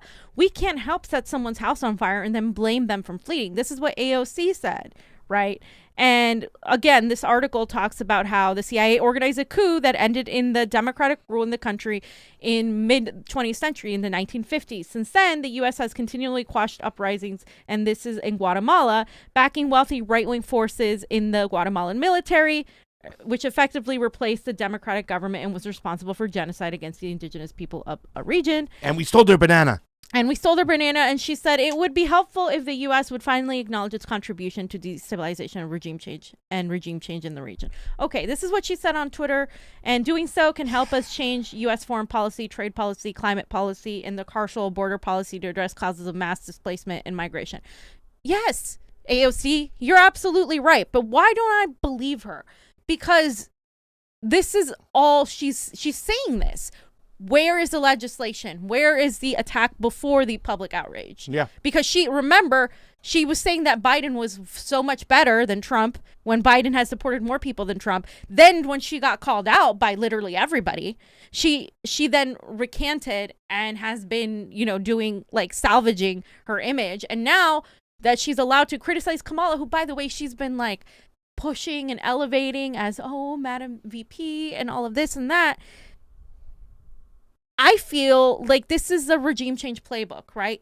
What do? We use the progressive words, the progressive message, use the perfect words. We say the things that are wrong, right? The CIA does this all the time. Let's put in place a figure that's Latina. She's going to say the right thing. She's going to talk about regime change. She's going to normalize this talk. It's going to seem progressive compared to Kamala Harris and Joe Biden. But at the end of the day, guess what? She's going to vote with them. Yep. She's going to support the same policies. She's going to be subject to the same state agencies. It's the same thing. We need to stop falling for this pull, this tug of war that happens with, oh, we're going to paint this person as progressive. And look, she's calling out Kamala. See, that's good. Yeah. It's good that she normalizes this. No, what does that do for the people in these countries? Tell me, how does that benefit them at all? It's the same thing with Israel-Palestine. How does it fucking benefit when Ilhan Omar or Rashida Tlaib are just so upset? Like, okay, what are you going to do about it? What are you doing to fix the situation? I don't care that you're upset about it. That's irrelevant. Do your fucking job to push legislation to fix it. If you're not doing that, you're just performing. It's just theater. That's all it is. It's all for show, and we saw this plain and simple. This happens time and time again. Ladies and gentlemen, you have to look no further than the whole present votes just recently, whatnot. You know what I'm saying? When push comes to shove, they're not going to put their foot down. They're going to get out of the way, and they're going to make themselves look like the heroes. And that's what this is kind of genius when you think about it, fam, because it does. Yeah. Because they understand their base. They understand the progressive base is completely moved and maneuvered on emotion. So they say this shit that is just empty. It really has no teeth behind it because there's no legislation behind it. There's no real acts against it, you know. And remember, at the end of the day, when the first time she had a chance, when somebody got a microphone in her face to ask her about what's going on in Venezuela, what did she say? I mean, everything she's talking about right now, we're talking about our regime change and everything that's going on. We had an actual regime change taking place, and she said, I'm going to defer to the caucus leadership. I mean, that's when it was actually going on, when Elliot Abrams was put in charge, and they were trying to push this coup, and they were recognizing Juan Guaido and shit. But what did she do? No, wasn't she? Isn't she friends with Juan Guaido or something? She follows him on Twitter. I mean, come on, guys, ladies and gentlemen, come on. Okay, so I just wanted to basically reiterate what I just said. Right? Stop falling for the tug pull of progressive Dems versus Republicans game. If they're waiting till public outcry, voted with the majority, the crying, the speeches, and tweets are all theater. AOC going after Biden at this point is bullshit to make you think you have friends in Congress when you don't. How many times will you let them pull the rug from under you? Charlie, you need to learn you'll never kick the football in a rigged game. It's actually part of the state agency book to have progressive Democrats verbally oppose their more moderate Dems with just the right amount of talking points, the right amount of progressive language, co-opting the message of regime change, but never fully doing anything to stop it. Because they're not going to. Because the agencies are too powerful. They're part of this party. They're not going to oppose it. They're just going to signal opposition while continuing to play the game. And that's the reality that progressives, I'm sick and tired of seeing them. Oh, look, AOC, she did that. Why do you let yourself get manipulated time and time again? It is just absolutely, it's frustrating to me to really see time. It's just, I'm sick and tired of the cycle of because the wall of ignorance, fam, is much more beautiful to look at. Wow. Johnny quotes. Johnny quotes. Johnny the tweet. wall of ignorance I love is it. much more beautiful That's to look deep. at. Guys, it takes energy. Johnny, tweet that. Because they want a riskless beautiful. Revolution. You know what I'm saying? They just want to go with the team that they don't sounds want a real good. Revolution. It really takes a lot to stand up and say what's right, even when a lot of people are saying the opposite. So that's why too as well. Anything else, guys, before we get on to the next subject? Jonas. Yeah, Jonas said that, after they endorse him, then they go and they criticize him. It's the same shit over and over again. It's people like Cenk Uygur. All of a sudden now, what happened to FDR? What do you mean? You freaking spent hours in your network of millions of dollars telling your 3 million subscribers that Biden was so much better than Donald Trump without fairly criticizing him either at all. They focused on Trump. I might as well have watched MSNBC. And what now you get to cry and be like, oh, I'm so outraged. Yeah. I like what Jonas said here. It was like people bend over backwards to give him credit. Yeah, it's just they do. Yeah. They do. And we know a lot of these people who are still there. I mean, we know a lot of these people. We did a lot of work with these people. We were in the streets with these people, and I love them, but they're being duped. You know what I'm saying? And they need to take their head out of there. You know what? Because it's just until we get this under control. You know, I mean, forget about it. Yeah. Brian, thank you for the Super Ray contribution. It is always appreciated on the couch. 65 people watching on Rokfin. Let's get more people over there. Got a couple hundred people watching on the YouTubes who still has us demonetized. Oh, yeah. War Media says, Thulsa Doom, pasta. You're an old guy like me. Well done, Grampy. If you want to look at Thulsa Doom, Johnny, if you put a picture of Thulsa Doom, it might look like the Kamala in that picture. Sadly, in Latin America, don't do it because we'll get in trouble. Sadly, in Latin America, the Euro mestizos are the ones who are in power and control the lives of the people. It's like in Mexico, the rich white Americans are anti-AMLO. Also, on another note, how come Asians are never counted as minorities? How come it's only blacks and Latinos? I would like your thoughts on this. I'm not a race baiter, but it's getting harder to not notice these blatant in-your-face things. And that's from Jesse Cuadero. It's sad because it divides people further. Like we shouldn't look and say, oh, what about this?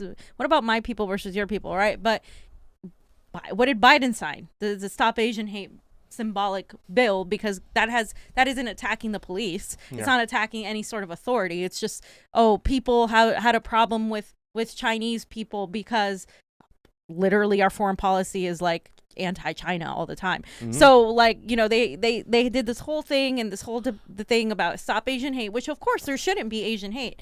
But why does Biden sign that and not sign anything against racism against black people, racism against the disappearance of Native American women? That happens all the time and nobody says anything about it.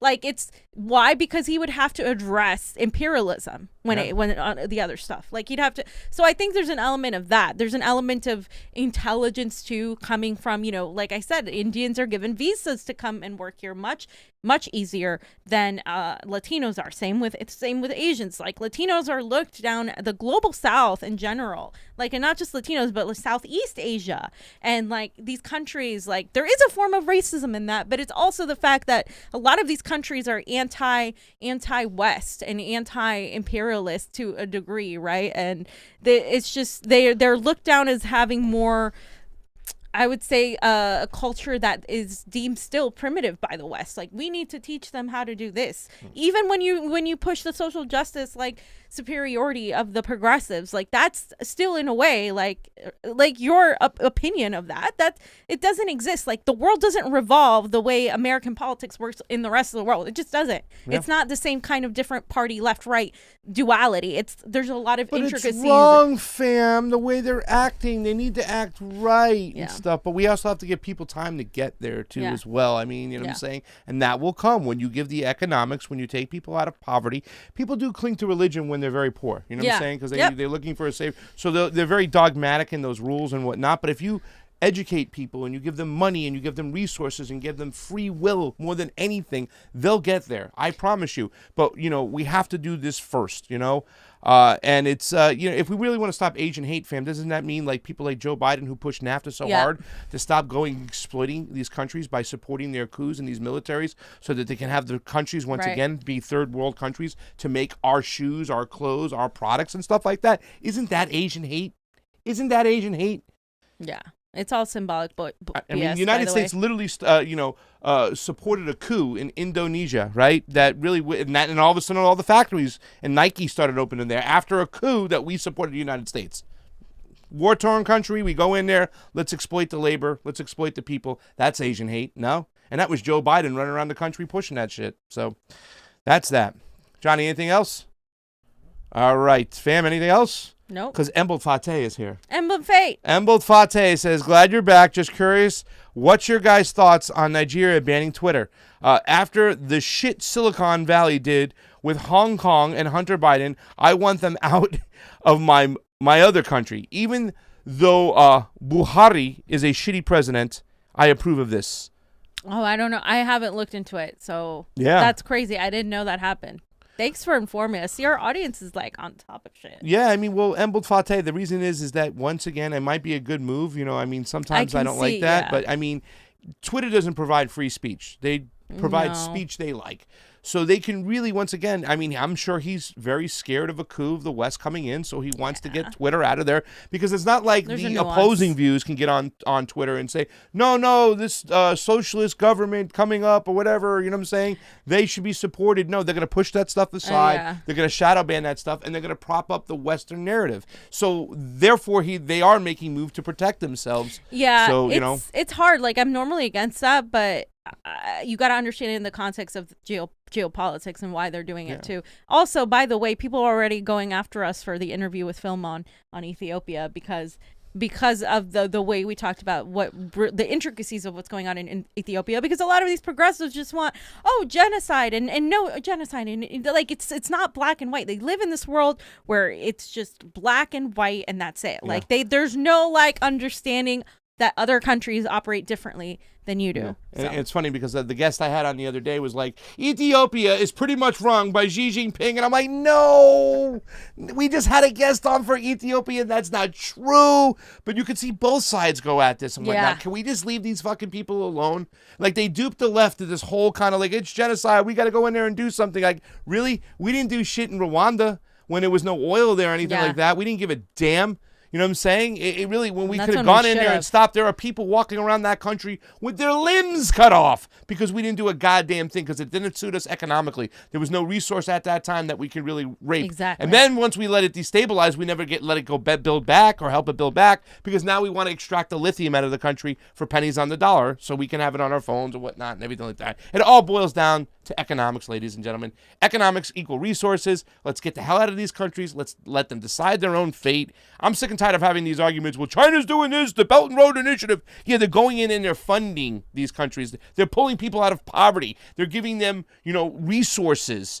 Helping them build their infrastructure. Instead We of should be cooing doing them. the same thing. Instead of cooing them. Yes, we should do the same thing.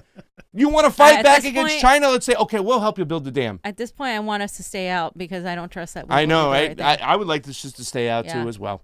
And thank you, Embletate, for joining on in. Guys, we have 63 people watching, almost 300 people watching on the YouTubes. Let's get up to 100 on Rokfin. Hook us up, help us out. ROKFIN. Thank you for our Patreons. Rokfin takes care of us with a Ray token. Ray token is part of the Ethereum network. Ethereum is a cryptocurrency. Ethereum, in fact, will not be mining next year, and Ray never mines. It's not a proof of stake coin, which means mining's not involved. But there is mining involved when it comes to Bitcoin, fam. And that's where you hear the left right now. They're making this big push out there. Oh, my God, it hurts the energy grid. Johnny looked at me the other day, and he says, Pasta, we're not getting off plastic. I said, why? He says, plastic is made with petroleum, right, Johnny? We found this out. Now, let me ask you a question, fam. It's 2021. With all our uses of plastic, with all our cars on gasoline, have we done anything to help the situation in this country? Have we started making toilet paper from hemp? Have we started making our plastic bottles from hemp? Have we stopped and took our electric grid and take it off coal? No, we have not. So this is absurd when people come around and say, oh my God, Bitcoin and all these other cryptocurrencies are bleeding the energy system dry. So you're just saying that you have to decide which asset is allowed to bleed the energy source, or maybe we should just try and change the energy source. Because the thing that cryptocurrency has been doing, especially Bitcoin miners, is finding renewable ways to mine. They've been taking it into consideration, whether it be solar, whether it be currents, whether it be wind. They're trying to get other sources of energy to mine with. And in fact, we now have somebody, the first country, fam. I'm so happy about this. We got to go to Salvador, right? It's the next place on the list. El Presidente Nayib Bukele, I hope I said his name right. He is now, with this Congress, has made Bitcoin the national monetary system in El Salvador. This is huge. Nayib Bukele. Nayib Bukele. This guy is very interesting. I'm looking into this guy. He's young. He's 39 years old. He seems to know what's going on and playing both parts. In other words, he was really chummy with Trump. They had a good thing. They laughed about the fact that they tweeted a lot. That's why I was going right to his tweets, because this guy was actually speaking with people that were helping him get Bitcoin going in his own country as they were making the vote. It was amazing. El Salvador becomes part of one of the 14 most important events in 12,000 years of the history of money, according to the AFP. And now it's there, fam. We have Bitcoin. It's on the way. This is amazing. Now, a lot of people were talking about, well, what about the everyday average person? Are they going to be able to take care of this? Going to be able to do this? He's using something called the Lightning Network, which is going to allow them to instantly trade money, currency back and forth in Bitcoin. It's going to allow them to have no fees whatsoever. I mean, this is just huge that they're doing this. And guess what, fam? They're using the power of the volcano to power and mine the Bitcoin. The power of their volcano. The volcano. They're hilarious. tunnels. When it's hitting out heat of these tunnels, right? And the heat is providing energy, right? This is 100% renewable, right? This Yeah. is great. And This meme, I can't with this meme. because we have to do this, like Elon Musk with his whole fucking Bitcoin bullshit when he walked away from it, right? This guy, when he's going to, it's okay to use the energy source which is run off coal. It's okay that the fact that you haven't even moved all your power plants to solar powered. You've been still using the coal that powers our electric grid. So take a look at this meme. This is the Virgin Musk. Fake hair plants. Transplants. Transplants, fake hair transplants, unfunny memes, fired Tesla workers in the pandemic. Yep. Family got their wealth by exploiting people in emerald mines. Okay. We'll coup who we want to coup. He's not the founder of Tesla and PayPal. His company only survives with government subsidies. 100%. Tried to be the owner of a meme-based coin. Let's get rid of any. You got any Dogecoin, get rid of it. The Chad Bukele, real hair and a real beard. Guy's 39 years old. Approves Bitcoin as the legal tender.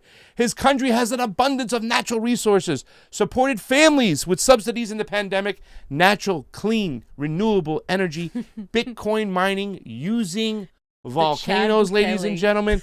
I think this was a move. This guy is smart right now, okay? And he figures if he can get, listen, guys, we're mining Bitcoin, 100% renewable right here, clean energy. We're not going to be sucking off the coal. You know what I'm saying? And now we're going to produce, we're going to provide infrastructure, roads, the whole 9 yards. And yes, it is 100% renewable. I got this picture up over here, fam. The next tweet. I've just instructed president of LAGEOSV, our state-owned geothermal electric company, to put a plan to offer facilities for Bitcoin mining, very cheap, 100% clean, 100% renewable, zero emissions energy from our volcanoes. This is going to evolve fast. That's and amazing. You can just, That's crazy. This is This amazing. is what That's everybody genius. should be Oh fucking my doing. God. Oh my god, Fucking this genius. guy's gone, dude. They're gonna fucking are you kidding me? Oh. This is exactly what what we should be doing. Like all these where is the sunrise movement? By the way, Robbie Yeager is having more and more stories on that. Wow. Where are all these climate activists? Right, yeah, where's the sunrise movement, right? Where's Well, what about the public banking people, right? Where's the Sierra group or the whatever? public fucking- banking people, they were awesome. They did that, but they're still buying back into the banking system. You know, Andrew, our good friend Andrew Zygmunt Smith from Action for Assange was talking about he was going around to some of his state legislators and said, let's start a public bank in our district and have it backed by gold and Bitcoin or gold and cryptocurrency. Let's do that. Let's unplug from the system because when people go, oh my God, Bitcoin is just awesome. It drains the energy. And what's it backed by? Well, United States fiat currency is backed by one thing, a fucking gun, Yeah. a missile. They force people to use the currency, and there's nothing's backing it. It's true. And they can subsidize, they can take it away, they can sanction it at any time. They have full control of it. They can go against the rules, like what we saw on Wall Street Bets. Cryptos, they have its issues, right? But they're minimal, and the crypto community has already dove into finding renewable resources, and that's what he did, the president of El Salvador, because he's like, I'm going to make this really hard. If they're going to try to come in here and coup me, look what they're going to have to put up with and stuff, because this should be good for all the green advocates out there. And when you really understand what Bitcoin is and cryptocurrency is, it's getting away from the central banks. The central banks are causing all the problems in this world. We got to get away from them, and this is the way out. He also retweeted this. Look at that. I think that's the Lord of the Rings Saruman mountain, and he's got the Bitcoin with the volcano coming out. He retweeted that. This guy's on Twitter a lot. I want to learn more about this gentleman because he used to be a far leftist, and now he's kind of like, he considers himself an independent-minded person, but he understands the civil war in his country that was really pushed by the West versus the Soviet Union back in the days, and he had Marxists in there, he would say, and socialists and stuff, fighting with westernized people who are capitalists, and they tore the country apart. So he understands both of them. The guy was a mayor of a small town, mayor of El Salvador, and now he's the president in 2019. He got on in, like I said, he was chummy with Trump, but then he went over to China and he cut some deals over there. So it's very interesting what he's talking about. Now, I got a breakdown of some stuff that's going on. I know you guys are just blown away about this. This is here. Look at this. This is Anthony Pompliano. This guy's known for going and fighting that Shark Tank guy, the guy with the bald head. Like, he's always on all the news channels, the money channels, the Fox Business, the Bloomberg and whatnot. And he's always fighting with that dude. I forgot what his name is. The bald-headed dude in Shark Tank. Anyways, He is an overview of the last 4 days. President announces BTC adoption. Simple 3-page bill presented. Let me say that again. Simple 3-page bill presented. How many times have we said this, fam?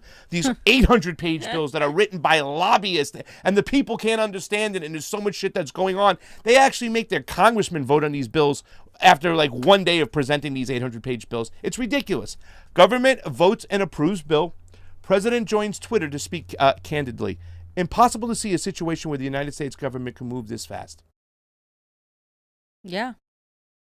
I mean, wow. Chew on that. Chew on that. And I got the Zero Hedge article up. It pretty much explains everything that we've talked about. I just went to the president's pages and whatnot. But the video, Johnny, I hope the video is the same video because sometimes it keeps changing. If you go on below that, oh, there it is, the volcano. Give me the right video. Give me the right video. There it is. The video doesn't look like it's up. Zero Hedge has been weird, but it was just a video of him adopting Bitcoin and the legislation clapping. It was amazing. I think it's just awesome that they're getting there. It's the right one here, isn't it? That's not it. No. No. No. It'd be in the very beginning. No. You'd have to refresh it a couple times. Try one more time to refresh. See if it works, guys. I was asking Johnny. I played about 5 times last night. I was asking Johnny to translate. Here, it's up here now. Should be right below that. No videos. I told Johnny to take more Spanish in high school, and he didn't listen. So. Well, anyways, they adopted it. Here it is, right here. Like, oh, okay. This is it. Remember? Oh, sorry. I'm going to turn that off. Anyways, they approved it, the measure. They were all standing up. You could see some of the looks on their face like, oh, shit. Yeah. Because think about this, ladies and gentlemen. This is the country that's telling the monetary system of the West, Bafangul, go screw yourself. You know damn well there's going to be some drawback or some pushback or whatever you want to call it. It's going to be big. I got Jack Mallers here. Now, Jack Mallers, I knew the name when I heard the name Jack Mallers. Jack Mallers has this, I believe it's called Fire, this app, this one particular app, this one system. Mm-hmm. Jack Mallers came into play. There was an NFL player. His name is Russell Okung. He was an offensive lineman for the Seattle Seahawks. Last year, he wanted his whole salary in Bitcoin. Mm-hmm. So to make the transaction fees quicker, easier, no fees, you know what I'm saying? They hired in Jack, who's now going to be helping the government in El Salvador with their process. This is very important because it's the Lightning Network. Mm-hmm. It's different than some of the networks where you have to. We might make a Bitcoin exchange, and it might take a couple days. There might be a couple fees. With this particular network, this Lightning Network, it's instantly. Wow. Instantly. So can you imagine us going into Salvador, going to get some pupusas and saying 3 pupusas and going bloop, bloop, bloop, bloop. Wow. With Bitcoin. How awesome will that be? Let's go to El Salvador. I'm telling you. This is Jack Mallers. Listen to the way the guy speaks. There's some pushback over here. It says Bitcoin is censorship resistant and it's an open monetary network. Open. Clean. You can see it. El Salvador is focused on embracing the open nature of the Bitcoin network. Open systems beat closed systems. Here is Jack Mallers. First of all, though, assuage a concern I've got about this El Salvador stuff. Just at the end of last week, El Salvador pulled out of an anti-corruption accord with the Organization of American States. And the U.S. is concerned that this is going to be a problem for efforts to root out graft there. Is there any way that corrupt politicians, others in El Salvador, could get in between these transactions, converting Bitcoin into dollars or other currencies, and cause a graft or corruption problem related to crypto down the road? Listen, Bitcoin holds properties that are very important. It's censorship resistant, and it's an open monetary network. And so there are no intermediaries, and El Salvador embraces that. They will be coming out with a government wallet that is supportive and is encouraged to be used, but not required. And anyone that is interoperable with the open monetary network can use it. And so to answer your question, no. And my focus is embracing the properties that is Bitcoin and what makes it the most powerful monetary network on the planet, and helping El Salvador build the most inclusive financial infrastructure any country has ever seen in human history. And so your understanding of this government wallet is that the forces in the government won't be able to reach into it and take things out in a way that's not traceable? No, listen. Okay. If you custody assets with any custodian, you are at the beholden of that custodian, whether that's Coinbase, whether that's a government, whether that's Chase Bank, whether that's Fidelity. The power of Bitcoin is you can custody your own assets and you can remain interoperable with the network yourself if you want. And El Salvador embraces that. Of course, the government needs to be interoperable with the monetary network that they're supportive of, and we're going to help them with that. But anyone can do whatever they want, and that's a huge property and power of Bitcoin and why this is such a huge moment for humanity. Okay. Now, Jack, let's talk about Strike for a moment. You operate on the Lightning Network. You were part of what allowed the NFL's Russell Okung to take his salary in Bitcoin. Why is this an important moment, and where do you hope this goes next? Yeah, so at Strike, we think that the Bitcoin network and Bitcoin asset, it's the most powerful monetary network of all time and the most impressive asset in human history. And so we, as a company, have a mission to secure financial freedom for all. And we do that by making this monetary network easily accessible and usable to everyone on the planet. And so that's our mission. And whether you're an NFL player, whether you're a rap artist, whether you're a barista, whether you sell pupusas, whether you're the president of a country, I am here. I will die on this hill, and I'm very supportive of what Bitcoin stands for and moving it forward. So there you go. It's called Strike, not Fire. My bad. I think it was Strike.fire, that's something, but Strike is what it's called. And he's going to help them, once again, instantaneously be able to have transactions with no fees right away, just like you're exchanging dollars and cents. That is what's going on. Now, you heard in the beginning of that conversation, fam, that he walked out of an accord with the OAS. Yeah. I know you love the OAS. I love them so much. The Organization of American States going into other countries. We know how fugazi they are. And this is something that's kind of like a little bit... it's a little peculiar in a way, but it does say a lot to what's going on, because you can see that kind of the West is already thinking about backdooring a coup. It says El Salvador on Friday pulled out of an anti-corruption accord with the Organization of American States in protest at an OAS decision to take an advisor on the opposition politician under investigation, and also ordered his arrest. The announcement was the latest in a series of moves of anti-corruption efforts in Central America that have caused dismay inside the U.S. government, which is attempting to get leaders in the region to redouble efforts to root out graft. U.S. officials see corruption as one of the root causes of undocumented immigration, along with the poverty and gang violence, and want to make sure some $4 billion in aid pledged for the region does not fall prey to graft.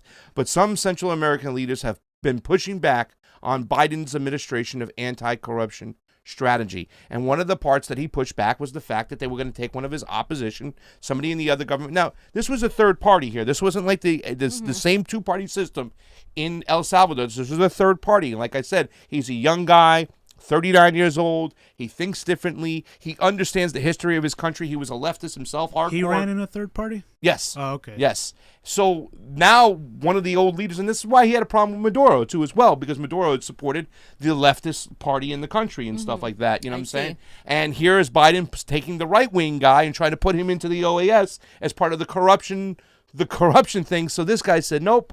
We're walking out. We're gone. We're done with you. It seems to be he has a lot more pushback against Biden because, like I said, the Democrats, they're just as bad, if not worse, when it comes to the global South as the Republicans, fam.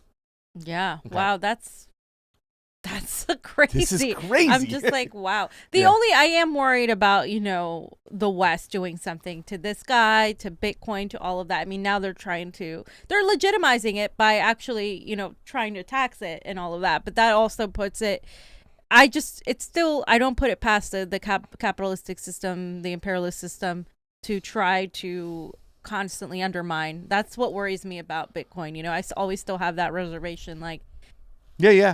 But it does take away manipulate power it. from the central banks, and that is the big blow that the West does not want to face. The leaders of the West do not want this to happen. They've been trying to push back against cryptocurrencies all the time. And at least it is a monetary system that is very transparent. You understand what's going on. They can't change the rules. It's very easy and accessible. It's a global currency, so you can get around sanctions in the United States. The United States doesn't control it. So there are issues, because we know this too, fam. People on the streets don't have a phone or a bank account. Yeah. They're not going to be able to access this stuff. Now, we want to eventually get them to a point when they can access this stuff.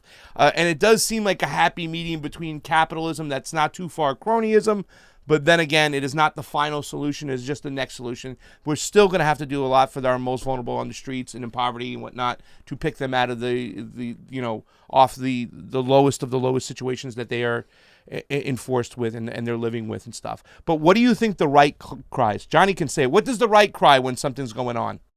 What do they say, Johnny? What country? China. What country? China. China. China.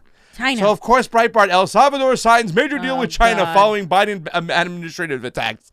Well, he signed deals even when he was there with Trump. They kept it kind of low, whatnot. And if you just look at the first two paragraphs, because I love the way they put this, the government of El Salvador finalized a sweeping cooperation agreement with the Communist Party of China on Tuesday, less than 24 hours after the administration of President Joe Biden accused several members of President Nayib Bukele's government of corruption. So now Joe Biden is accusing the government of corruption. And look what it puts down. Lawmakers who passed the deal, according to the local media, did not read out the full text of the agreement, meaning much of its remains is unknown to the Salvadorian citizens. He made secret deals with China. When it first announced, the deal reportedly included the Chinese construction of several major infrastructure projects and aid in turning undeveloped seaside territories into major international tourist destinations.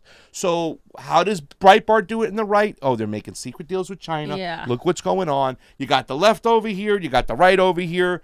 We need to get rid of these assholes that are running our freaking country because they don't know what's going on. Yeah, I mean, just the knee-jerk reaction of the right to always, go to China this, China that. It's the same way that left goes liberals to go to Russia. Yeah. It's all part of the game they play. At the end of the day, they're putting attention on somebody else when it's them. It's gross, man. It's gross. I wish people would see it on both ends, like people who worship Trump and the Republican Party. Hello. It's the same shit. When I had my debate with the gentleman the other day, our friend Josh, I said, Josh, he's like, well, they're in the South China Sea. I'm like, what sea? South China Sea? I said, what sea? South China Sea. Do you understand what's going on here? You're saying that they're doing fugazi stuff in the South. China's doing fugazi stuff in the South China Sea. Okay, so listen, we got to find more about this gentleman. He seems to be a rogue, a maverick on his own. He looks like he's knowing what's playing both parts. I just want you to see really quick. I clipped up something. His interview from Al Jazeera last year, about a year and a half ago. This is the president of El Salvador. I hate to say his name if I'm not saying it right. Nayib Bukele. How do you say it? Nayib Bukele? It's like an African name. And it's he seems to have a pragmatic. I know it doesn't. So he seems to have a pragmatic approach on foreign policy. He's only African. 39, but is making a lot of good decisions for his country, including Bitcoin, along with a clean plan to mine the crypto by generating power from volcanoes. But just listen to his whole shtick on foreign policy and how he wants to deal with global powers. We've talked about one superpower. I want to ask you about another rising power in the world, and that is China. And you recently came back from a visit in China. The previous administration, 18 months ago, switched from diplomatic recognition of Taiwan to recognition of Beijing. You, before you took up your post, were somewhat critical of China. You said China meddles in democracy. Your most recent comments, though, are that you're going to get a big investment. You say China is going to provide a gigantic, non-refundable cooperation. Yes. Can I work out where you stand on China? Are you sticking with Beijing, or might you switch back to recognizing Taiwan? Has a decision been made? Yeah, a decision has been made. You cannot ignore China. I mean, China is the second largest economical superpower. But you don't have to take investments from them, and I'm going to quote you your own words. China is not playing by the rules. They go and do projects, leaving countries the huge loans which they use as leverage. Do you stand by that, and are you worried it'll happen to you? No, because we haven't loaned anything. But they're coming to do investments in your country. Will they want something in return? The recognition of them and to make a decision and that we want to stay with recognizing China, which is actually, I mean, what was the option? There's only, 13, 15 countries in the world that don't recognize China as a country, and it's even ridiculous. I mean, you cannot not recognize China as a country. Do you believe that China plays a little bit of a negative role sometimes in world affairs? Well, just within its own borders, the current situation in Hong Kong or the detention of 1 million Uyghurs? You can tell me any huge country, and you can pick up 4 or 5 things that we might not agree with. If you say Russia, for example, you say France, or you say the United Kingdom, or United States, or I mean Brazil. If you want to talk about the BRICS, India. I mean, you can pick any country and tell me, what do you think about the nuclear proliferation of India, for example? And, you know, I don't want to get at odds with any superpower. I just want the best thing for our country. That's a pragmatic foreign policy. Foreign policy is not a matter of changing the world as it is, but more of how can we insert our country in this huge economy so that we can help our people. Interesting. I'm very interested in this guy, fam. I don't know a lot. I mean, I haven't done a lot of research. I did some research. I watched a bunch of interviews yesterday. I read a bunch of articles and, you know, his tenure, and he sems to be somewhat of a real maverick, you know what I'm saying? Yeah, he seems like an independent thinker. I don't know where he stands as far as interventionism, though. Like, I'm not sure if I get a clear picture of where he stands on that. It remains to be seen where he stands on that, but I do like that he isn't taking the bait on the whole Hong Kong, Uyghurs. I mean, that's just, that whole thing has been exploited to no end, and nobody's saying that China is perfect by any means. Like, they're not, and they should be criticized if that is the case. However, most of the time, it's completely just in an attempt to not recognize China or undermine how they do the things they do, and completely not take into context how the United States responds and how the West is towards China. Yes, they are a superpower. Yes, they are an empire themselves. So that has to be recognized at the same time. So, of course, all the leeches come running out, and they start attacking, Elizabeth Warren, who said she got involved with politics and ran because she never wanted to see Wall Street rape the coals over the people ever again, but now is signed on to everything from the HEROES Act to the CARES Act and doesn't give a crap and stuff like that. Well, this guy is Warren Davidson, who's a U.S. congressman serving Ohio's 8th District, former Army Ranger, a constitutionalist, and is not compassionate to bankrupt America.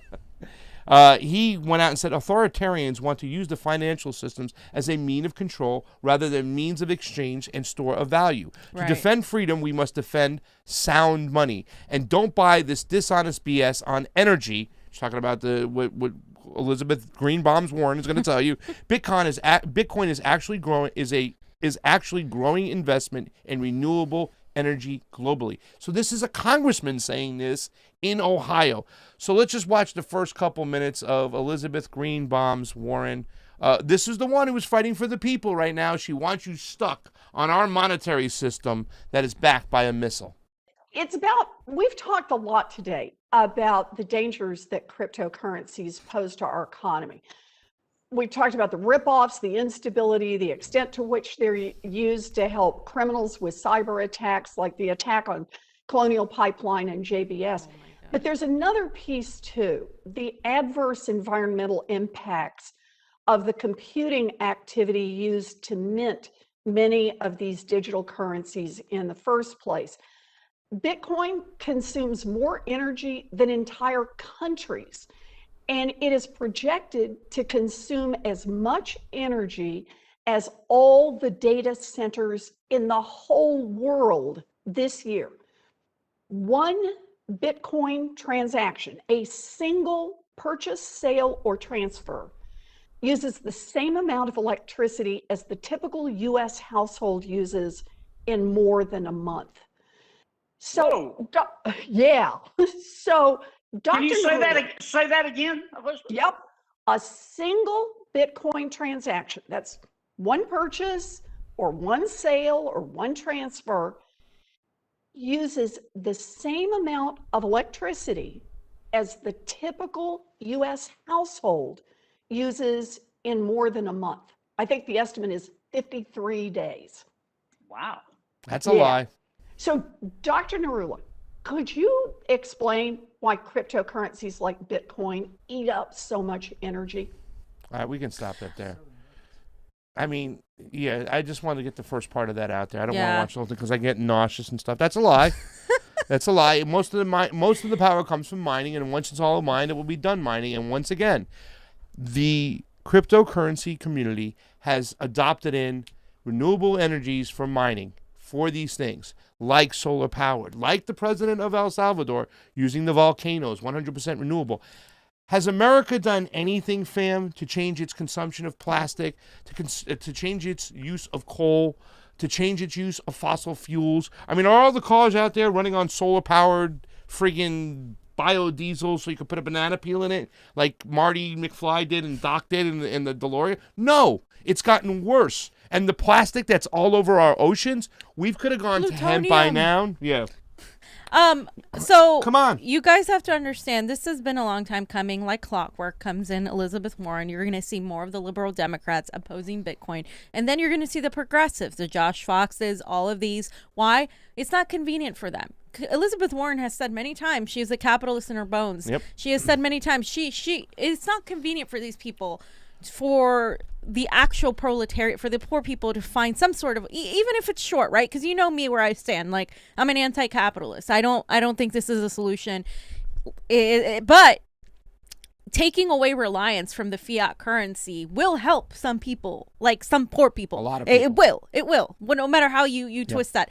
Now, especially a country in Central America doing that and doing it in a way that is environmentally sound is a threat to our system. In any way you shape it, it's a threat to our system. So when you look at this in the context of the fourth industrial revolution, of the lithium that's out there in South America and Central America, and how these global capitalists are trying to privatize everything and trying to have authority over the currency and trying to force people into a certain monetary system. Exactly. This is a threat to that. Yep. Yes, and so that is precisely why you're seeing all these, like, you know, undercover people like Naomi Klein, people like Elizabeth Warren, people like Josh Fox, who have made a fucking killing off of the environment, being environmentalists. They have benefited from this whole Green New Deal mechanism. The Green New Deal, trust me, the American Democratic Green New Deal is going to be at odds with this whole idea of environmentally friendly Bitcoin mining. They have to vilify it. Because if they don't vilify it, you're not going to buy into their sort of Green New Deal that really isn't addressing fracking. It's not addressing the privatization of corporations. It's not addressing the fact that the military-industrial complex, like Elizabeth Warren claimed, is going to have green bombs. Yeah. It's not doing anything to change that. It's not real. So instead of pushing the Green New Deal, what progressives should be doing is pushing a different way to use different mechanisms to produce energy, but that it isn't tied to these private corporations that seek to privatize everything in nature, everything we love and value, all these natural resources. That's why you're going to see opposition from all of these key players, and they're going to turn it around and say that Bitcoin is evil and progressives are already buying into it and saying, oh, it's so wrong, blah, blah, blah, blah, blah. There you go. You know something progressives can do overnight, fam, is introduce legislation to ban plastic. There you go. Go to ban hemp. plastic. Boom. One page. Hemp. One page. Boom. We go to hemp. Plastic. Done. Banned. Yeah. Like they have in they've other doubled countries. down on it, Johnny. They haven't done that. Yes. Because what is plastic made out of? Oil. Thank you. I'm going to show a little video. We're going to go into that later. But the last one I want to say is that if you really, more evidence that I think that Donald Trump's behind this whole theater for show kind of thing is the same people that are supposedly trying to take him down, the people at the top of the chain who are trying to run this, the globalists and stuff like that. He stands behind him, and our man Spike Cohen, he was the vice president for what was her name, Jo Jorgensen of the Libertarian Party. He's part of that one party, I believe it's called the Mises. Steve was talking to me about it. What do you call it?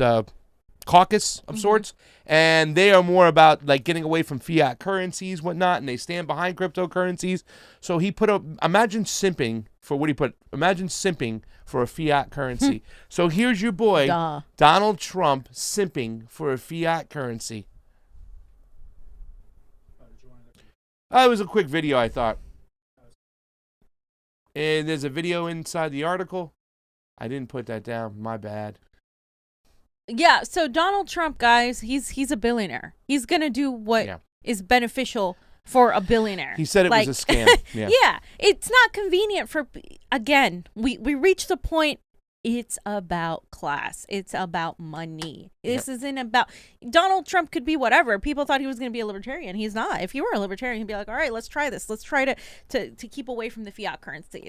He's not going to do that because it's not convenient for his business, for his pocket. It's not. And people who just elevated Trump to this level of celebrity need to understand he's not their guy. He's not your guy. He's not my guy. He's not anybody's guy. Neither are the liberals. It's enough. Johnny said it the other day in his tweet. It's time for a general strike with demands, mutual aid, figuring this shit out, decentralizing all of these things, figuring out ways to get the things we want. Because guess what? They're going to try to stop it. They're going to do everything. You can tell. Yeah. And they're going to weaponize progressive emotions again.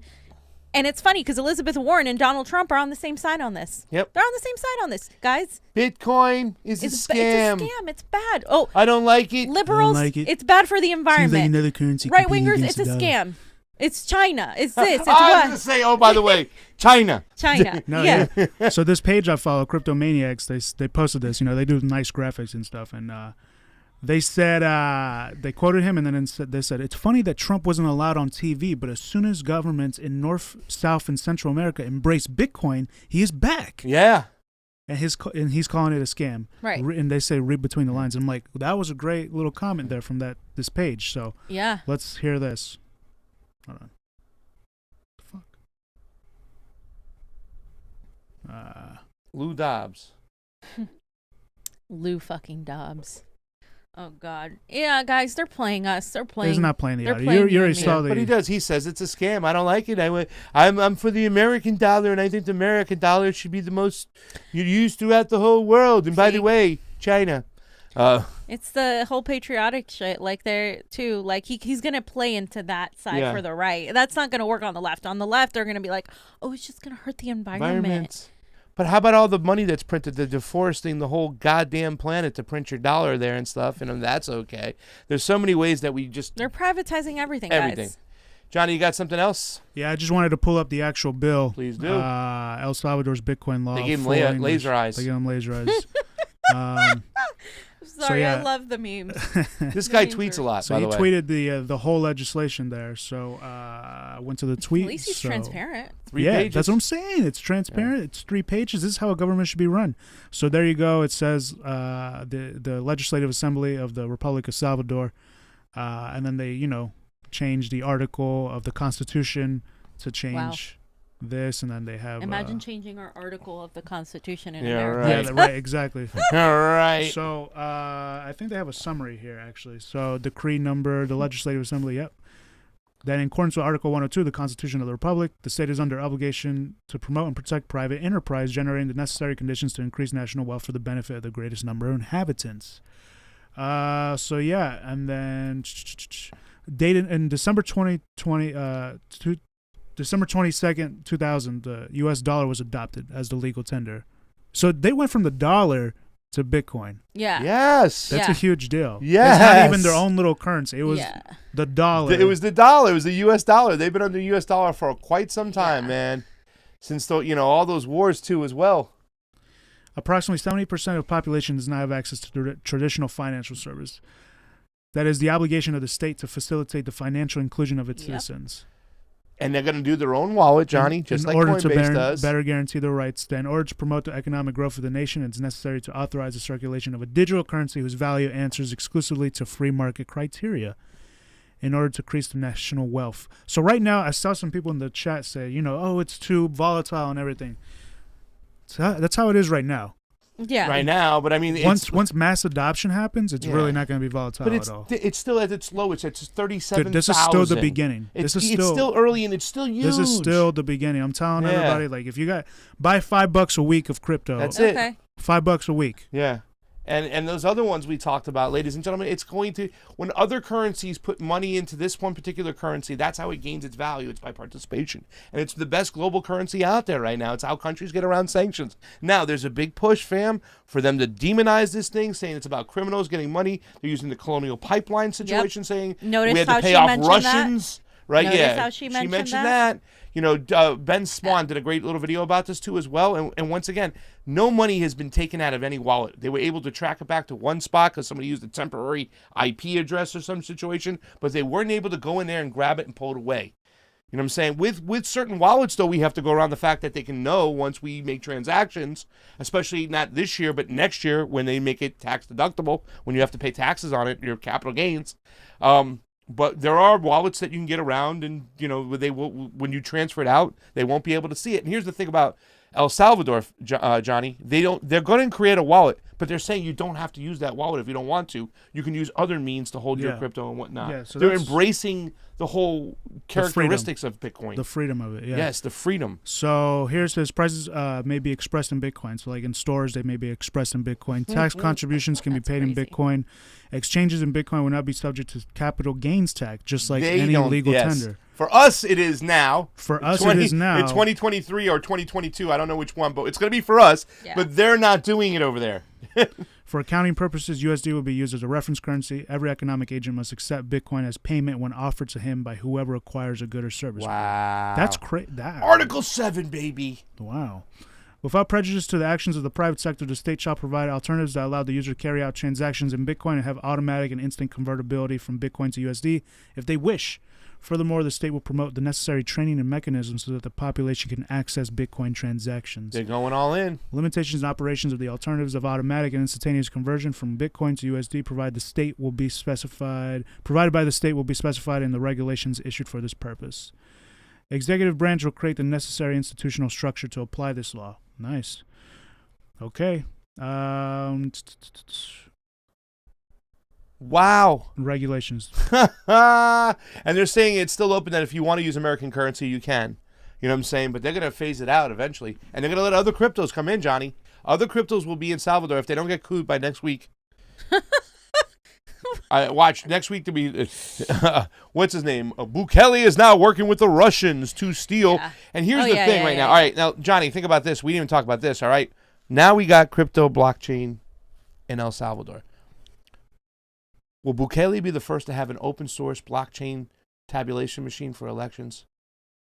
Would that be his next step? That would be amazing. Would that be his next step? We got to go get him, fam. Well, he needs to know about it. He may not know about it. Well, this guy is in tune with everything, and he's talking to a lot of people involved in the crypto world. He had a lot of help when doing this. You know what I'm saying? Even the whole fact that he came to push Bitcoin, he made sure he had the renewable resources behind him, the energy behind him of the volcano before he did this, because he knew he would be demonized right off the jump.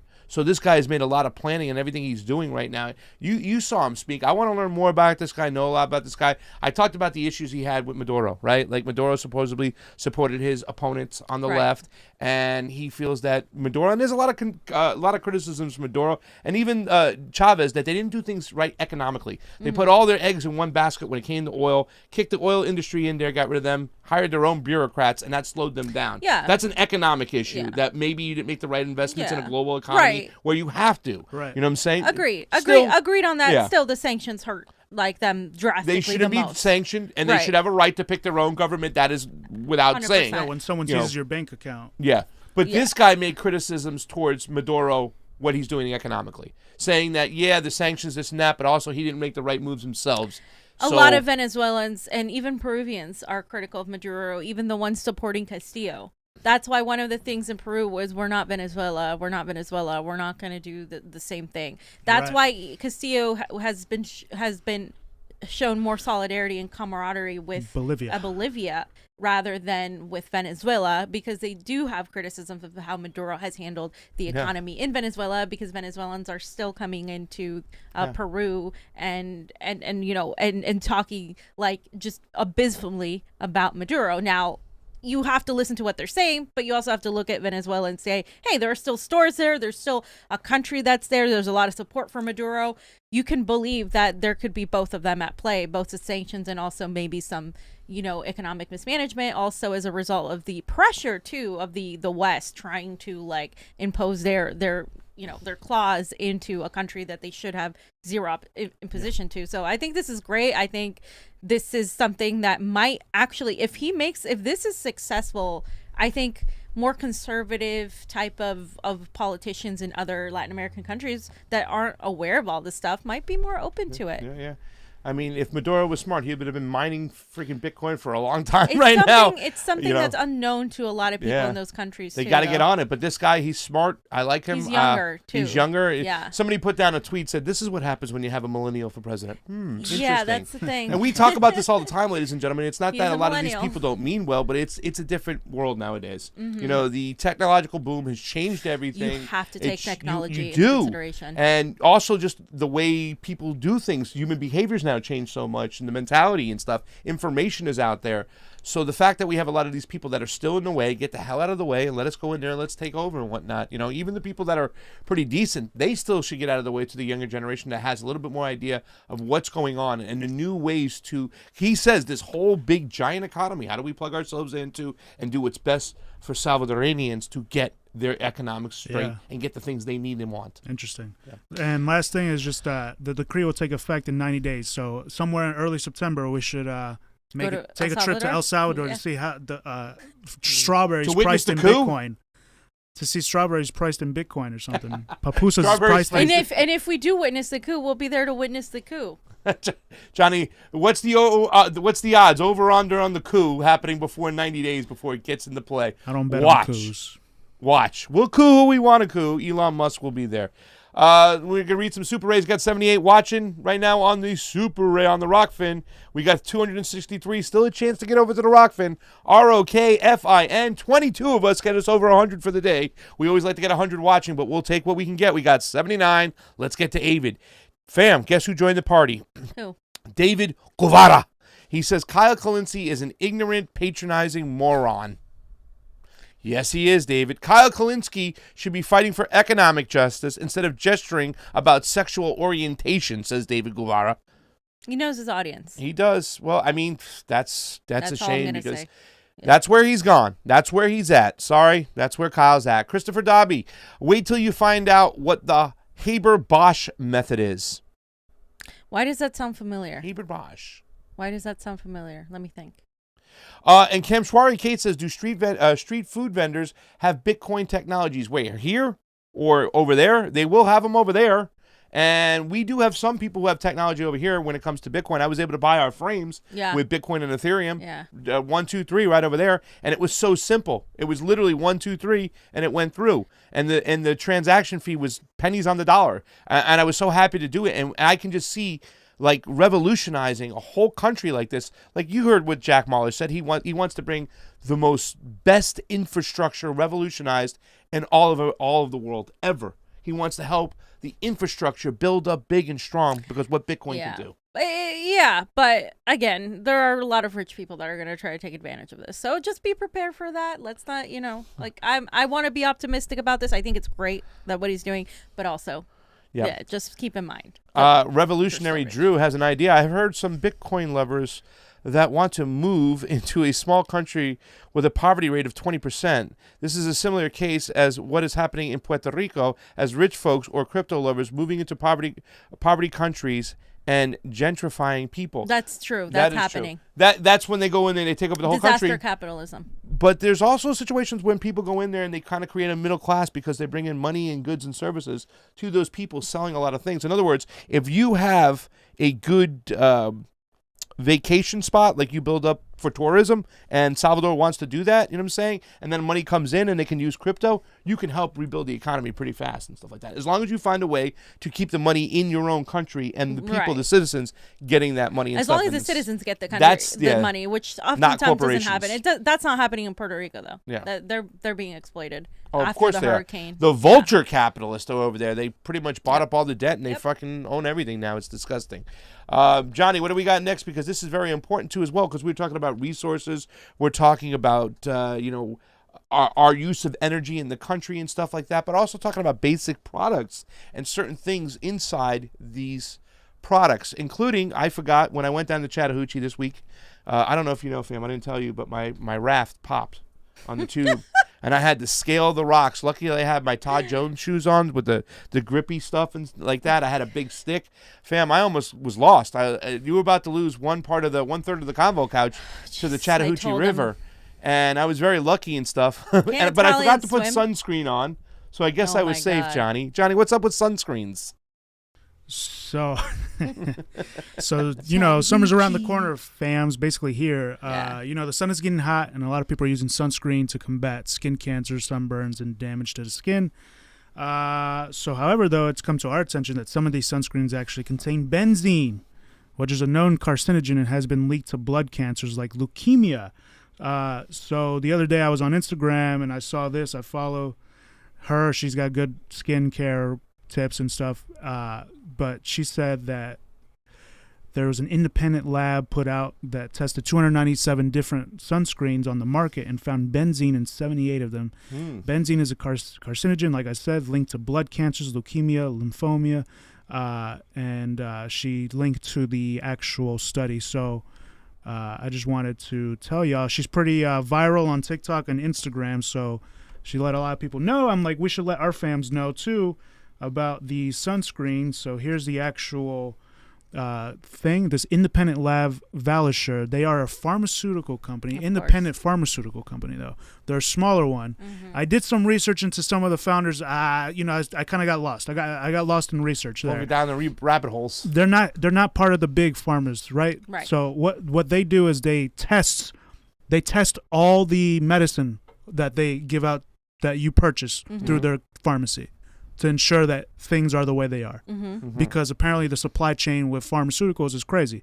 So they did a petition to the FDA and to the FDA and CDC, and they basically explained the test they did and which ones they examined.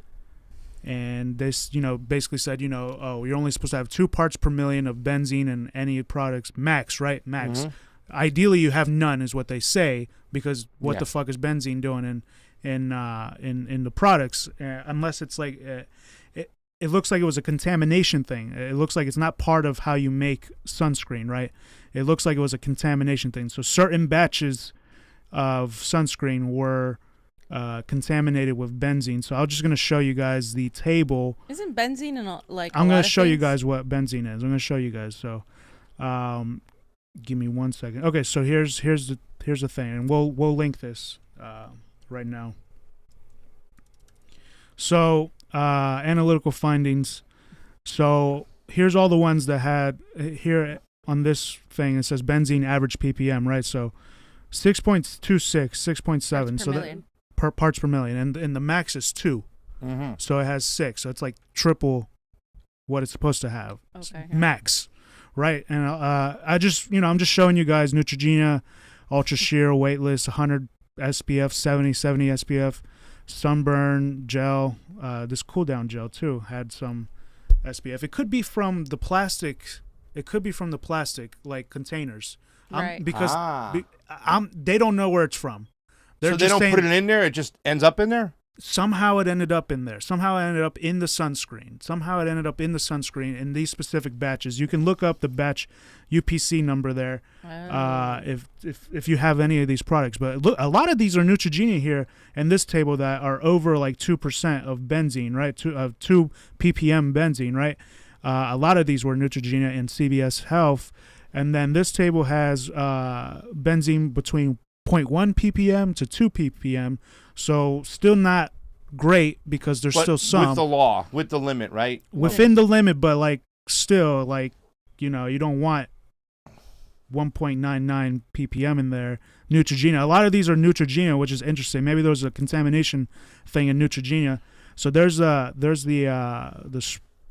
specific sunscreens, and then this one has products and results of benzene analysis of various batches of sunscreen in which benzene was detected at below LLOQ, so less than 0.1. So these are the safe ones, right? These are all good. These lots that they tested, that they happen to test, right?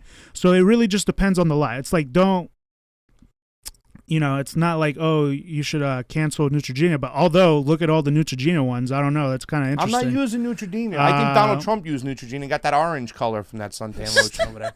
But what I'm saying is that you can check the UPC number that they tested. You know, it's not like they're going to keep testing, right? So for me, I see this info and I'm like, okay, there's a lot of Neutrogena ones, and a lot of the ones that are 100 plus and 70, you know, the ones that are high have these have the most benzene in them. Right. And I'm like, the ones that are safe are 50. Okay, this one has 100, but so you usually but get most of these are 100 and 50. stuff. Because... I do not get 100 SPF. I usually get 50. Okay, well. But I'm moving more down to 20 since I'm getting like that natural, you know, color now. You do not know. 20 isn't enough for you. 25.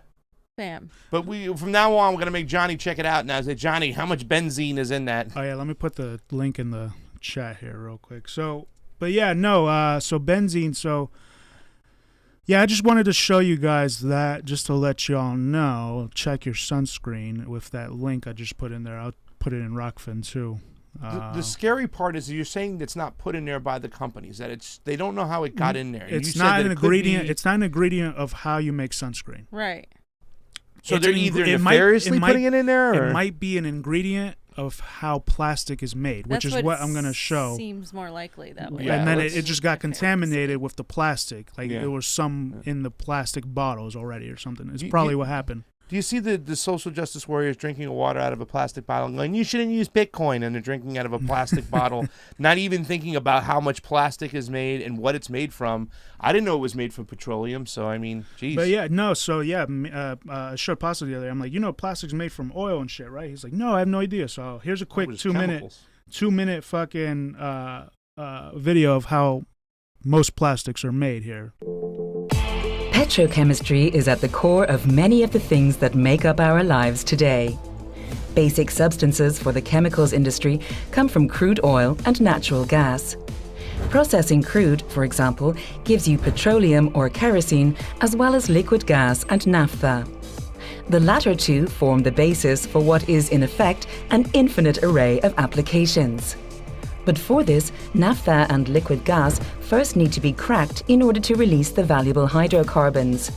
Heat breaks down the bonds, resulting in short-chain molecules. These give you ethylene, propylene, butadiene, and benzene, as well as many other byproducts like hydrogen. Benzene is a chemical compound that's essential for binding elements. It helps to produce things like medication or materials for insulation. Butadiene is highly sought after. It is primarily used to make synthetic rubber. This is needed for car tires, for example, or as synthetic fibers in clothing and footwear. And yet, the majority of these substances end up being processed still further. Catalysts and high pressure are applied to produce long-chain molecules with new properties. From ethylene comes polyethylene. It is highly ductile and resistant. From gas and water pipe networks to insulation for data cables, this plastic is the most commonly used in the world. From propylene we get polypropylene.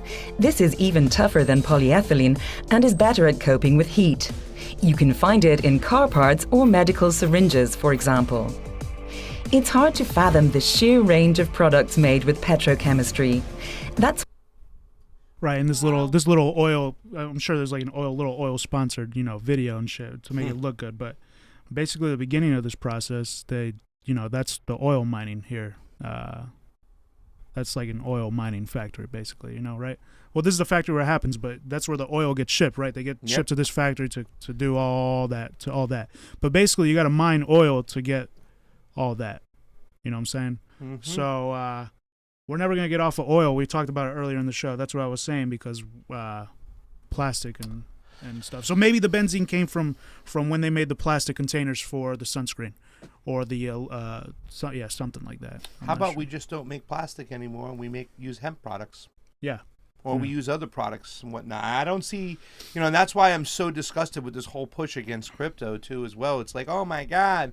What was it? Our friend said that 2% of the whole energy grid is used on porn. We're going to outlaw and ban porn.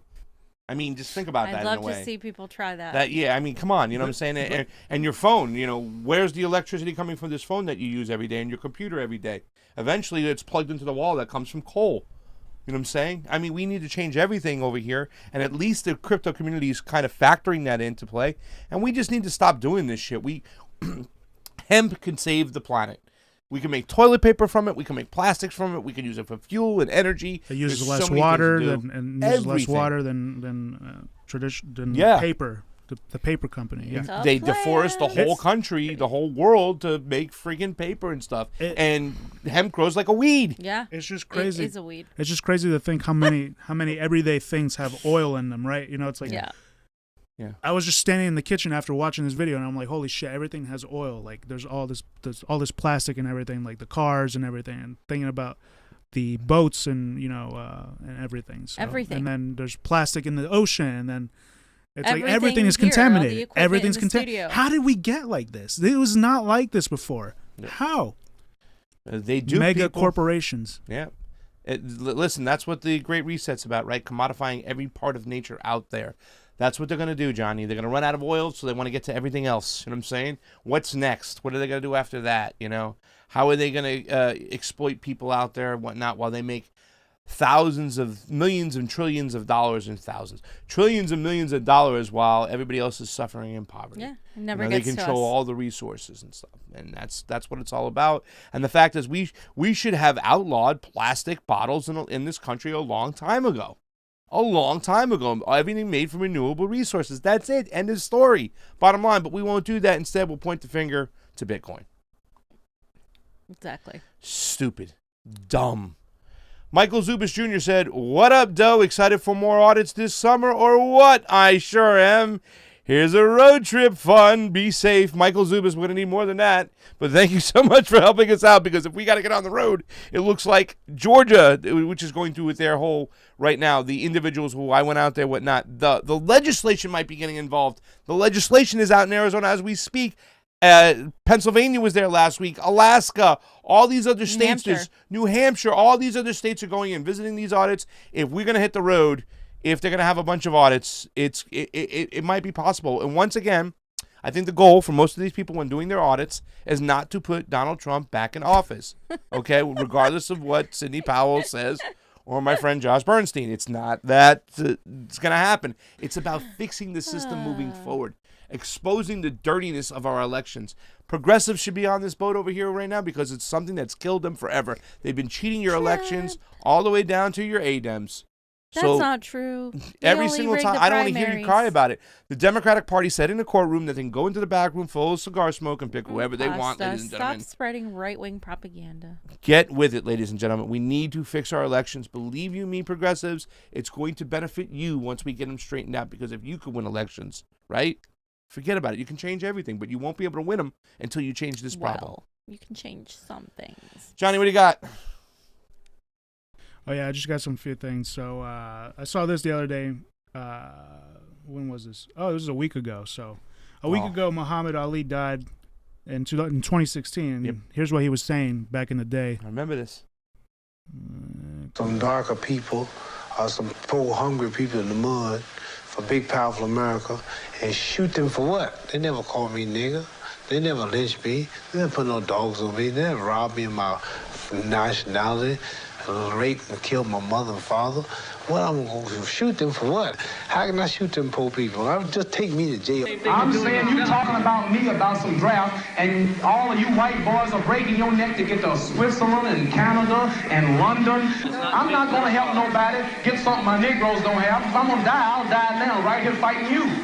If I'm going to die, you my enemy. My enemy is the white people, not Viet Congs or Chinese or Japanese. You my opposer when I want freedom. You my opposer when I want justice. You my opposer when I want equality. You won't even stand up for me in America for my religious beliefs, and you want me to go somewhere and fight, but you won't even stand up for me here at home. Mm-hmm. Go shoot my brother. I remember that stuff. Like I said, Muhammad Ali was one of the most vocal, social, political character when it came to sports out there in a long time. You know what I'm saying? And he evolved too. He went to Mecca himself. He just was awesome. And you'd see a lot of videos of Muhammad Ali, playing pretend box with this. There's this famous thing. He takes the glasses off, this little white boy, and he puts it on his face, and he acts like he's fighting him. And like, you know, it's just so cute. You know, people loved him, loved what he stood for. He had a way with words. He is missed. He went to India and never had a professional fight there, and thousands of people in the streets just gathered around him and were just Muhammad Ali, the champ. It's a beautiful story. He was a great guy. Johnny, I'm so sorry. Get to the next one. My bad. 2 days ago, a year ago in Hollywood, this happened. You were there, right? I think I missed this one. You guys were there. Oh yeah, this is. I can't believe I missed this one. Yeah, this is the one we were. This is the one where like 10,000 people came out. This is like the biggest fucking. That was this a is year in ago? Hollywood. Yeah, it was like 2 days ago, a year ago. Yeah. Wow, I can't believe that time's like going by so fast, dude. It's crazy, isn't it? Look Yeah. at this. But there's so many people out for Yeah, I BLM now. remember. It's incredible that you can get out that many people. It's incredible. But co-opted, right? Of sorts. co-opted, and also people lose interest within. Well, the like, demands were never met, right? were never made really, and the demands weren't met. Yeah. Like it's got to be very decentralized, and I think it was an effort to start. There was decentralized groups, right? It wasn't monolithic. Yeah, I mean, it's a step to show that we can do this. Right. Now, what do we do from here? I just wanted to show to see, like, look, Yeah. this can happen. It can There's happen. 10,000 people out there. So Yeah. that was that. And then this one says, this video shows the freshly constructed 2.5 meter high wall at the refugee camp in Greece, Diavata, Greece. The upgraded infrastructure comes 5 years into the agreement between EU and Turkey in 2016, which seeks to restrain the crossing of refugees from Turkey to the Greek islands. Such installments come after a surge of racist narratives and promotion of far-right parties across the continent. European authorities are expressing their fear that the summertime will see more refugees taking hazardous trips through the Mediterranean Sea into European shores. Yeah, there's Right. more cooing happening. That's what's happening. Yeah, Europe has the same issue. Like they're talking about Syrian refugees and all of these things that are. It's all because of the wars, the U.S. imperialism. That's why the U.S. is to blame here. Well, you can throw US France and Britain. the government, too. the Pentagon. Well, yeah, the NATO countries. Yeah, the NATO countries.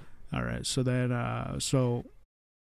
They don't give us any passport or anything so that we can get a house, and they also imprisoned us here with these walls. At least they could open the doors on the side. Like, we're not animals or anything like that.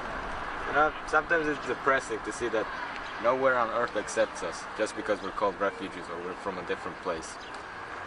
This is what it means like to be a refugee. A giant wall that you can't cross.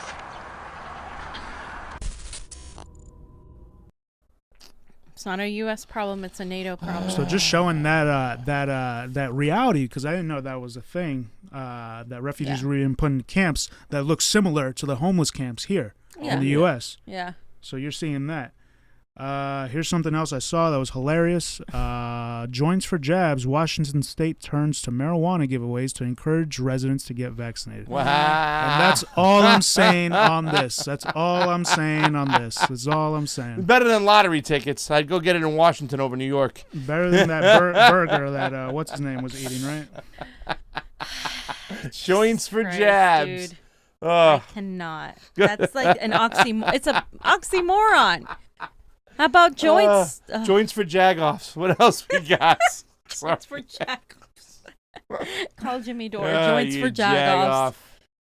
I was talking the other day with Pasta about you know the thoughts of imperialism and everything, right? Or the thoughts of like the predator class, right? Like their main goal is to separate everybody, right? To turn everybody against the other. Turn everybody against each other and keep you isolated. Absolutely. Which is almost like what COVID almost did as well, right? Yep. So. Yep. But in the more futuristic sense, have you guys seen the movie Gamer or whatever? Gamer or yeah. Player Ready 1 or I think it's Gamer. It's the one with what's his name? The guy who played Dexter. He's like the. Oh no, I haven't seen that. He's like the corporate millionaire or whatever there. Yeah. But basically, I think in the future, I'm making a prediction here that they're gonna try and use those methods, but with virtual reality. Yeah. Absolutely. And so here is something that I saw the other day, and I'm like, oh shit, we're getting closer to that reality.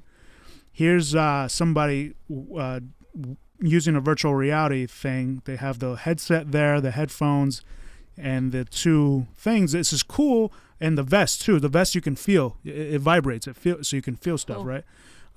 So it's cool, but I mean, I saw this. I'm like, oh, we're getting closer to that reality. So I mean, also it's kind of weird. Attracting zombies using sound.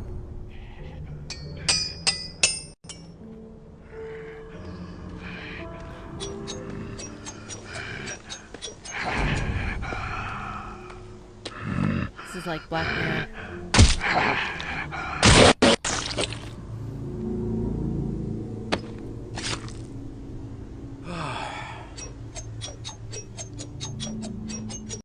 So like some people found that entertainment. For me, I was like, whoa, what the fuck? Like, it's kind of like it's like really you're. I think it's cool, but I also also the other side though that virtual reality has been used for is for creating empathy, putting people into the shoes of somebody else. Let's say you make a documentary. I went to a film thing where this female director made a documentary on the hunting of elephants in Africa, and basically everybody had VR sets, and you could see like how the elephants were hunted and what the people were doing to try to save them and stuff. And a lot of studies have been done showing like there's one movie that was done about a girl in the Middle East like living through a war-torn country. Yeah. Those things, if you have an audience and you put that is actually used to create empathy, because some people have a hard time putting themselves in other people's shoes. Like they lack this sort of ability to be like, like pick yourself up from your bootstrap, but if they are more visual and auditory, then it's like experiencing what another person's doing, and they saw that it did affect people, and people were like, wow, I never knew this was actually happening. It could be used for good as well. Yeah, but fam, we understand that the ultimate goal is to have us in a virtual reality while they harnessed our body for energy, just like in the Matrix. That's what they want. Fam, like I would use that for that. And there are people who want to use it for good, but there's always going to be the evil people who want to use it for isolation. Like there was a Black Mirror episode that was literally that. Like you lived in this VR world, and all of that stuff is coming true. It's not even like it's here. All right. Jonny talked about this stuff the other day, and I think he was talking about buying some land for pennies on the dollar inside the world. No, or so it's kind of similar, but similar. Okay, so if you, I don't know if maybe our audience doesn't know, there's a game called Minecraft. It's really popular. It's like a worldwide game. Yeah. A lot of kids play it, even adults play it, because it's like you can build stuff in there. So this whole library has been built, and in one of the servers of this game, and there's a massive library, and that's filled with uncensored articles, journals, and information from all over the world. And it was created by a company called Blockworks, and because Minecraft is accessible worldwide, the library offers a unique opportunity to people in censored countries to view uncensored materials in a safe environment. So I'm like, this is crazy. Like, this is a good idea. And there's another thing called the Decentraland, which is a cryptocurrency virtual reality thing. And that one, you can buy land. Like, you buy the crypto to buy land there. And it's a virtual reality thing, and then you can put whatever there. So you can put your storefront there. So but I don't know, not real. But it is real in the virtual reality. In the virtual, it's real in the virtual reality. Fam. So hey, invest early. All right, have you guys ever done mushrooms and actually seen the grid in the sky?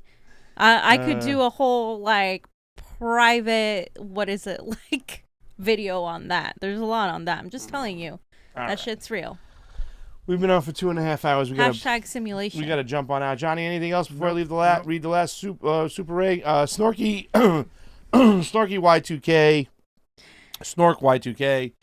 Snorky Y2K. Please contact Iowa Democratic Party Chair Ross Wilburn and ask if they are going to close the coin toss loophole where caucus chair can interpret winner any way they want for 2024.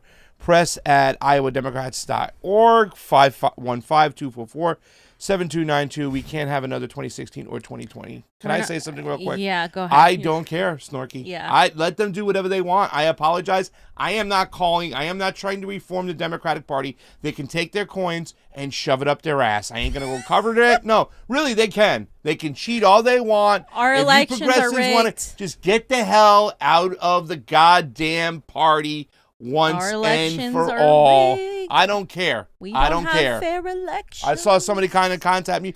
Pasta, you should interview this candidate in New Jersey who's a progressive running in the Democratic Party. I immediately looked at his page and I immediately said, no. Pro-censorship, pro-jab, this and that. It's okay to take fascists down.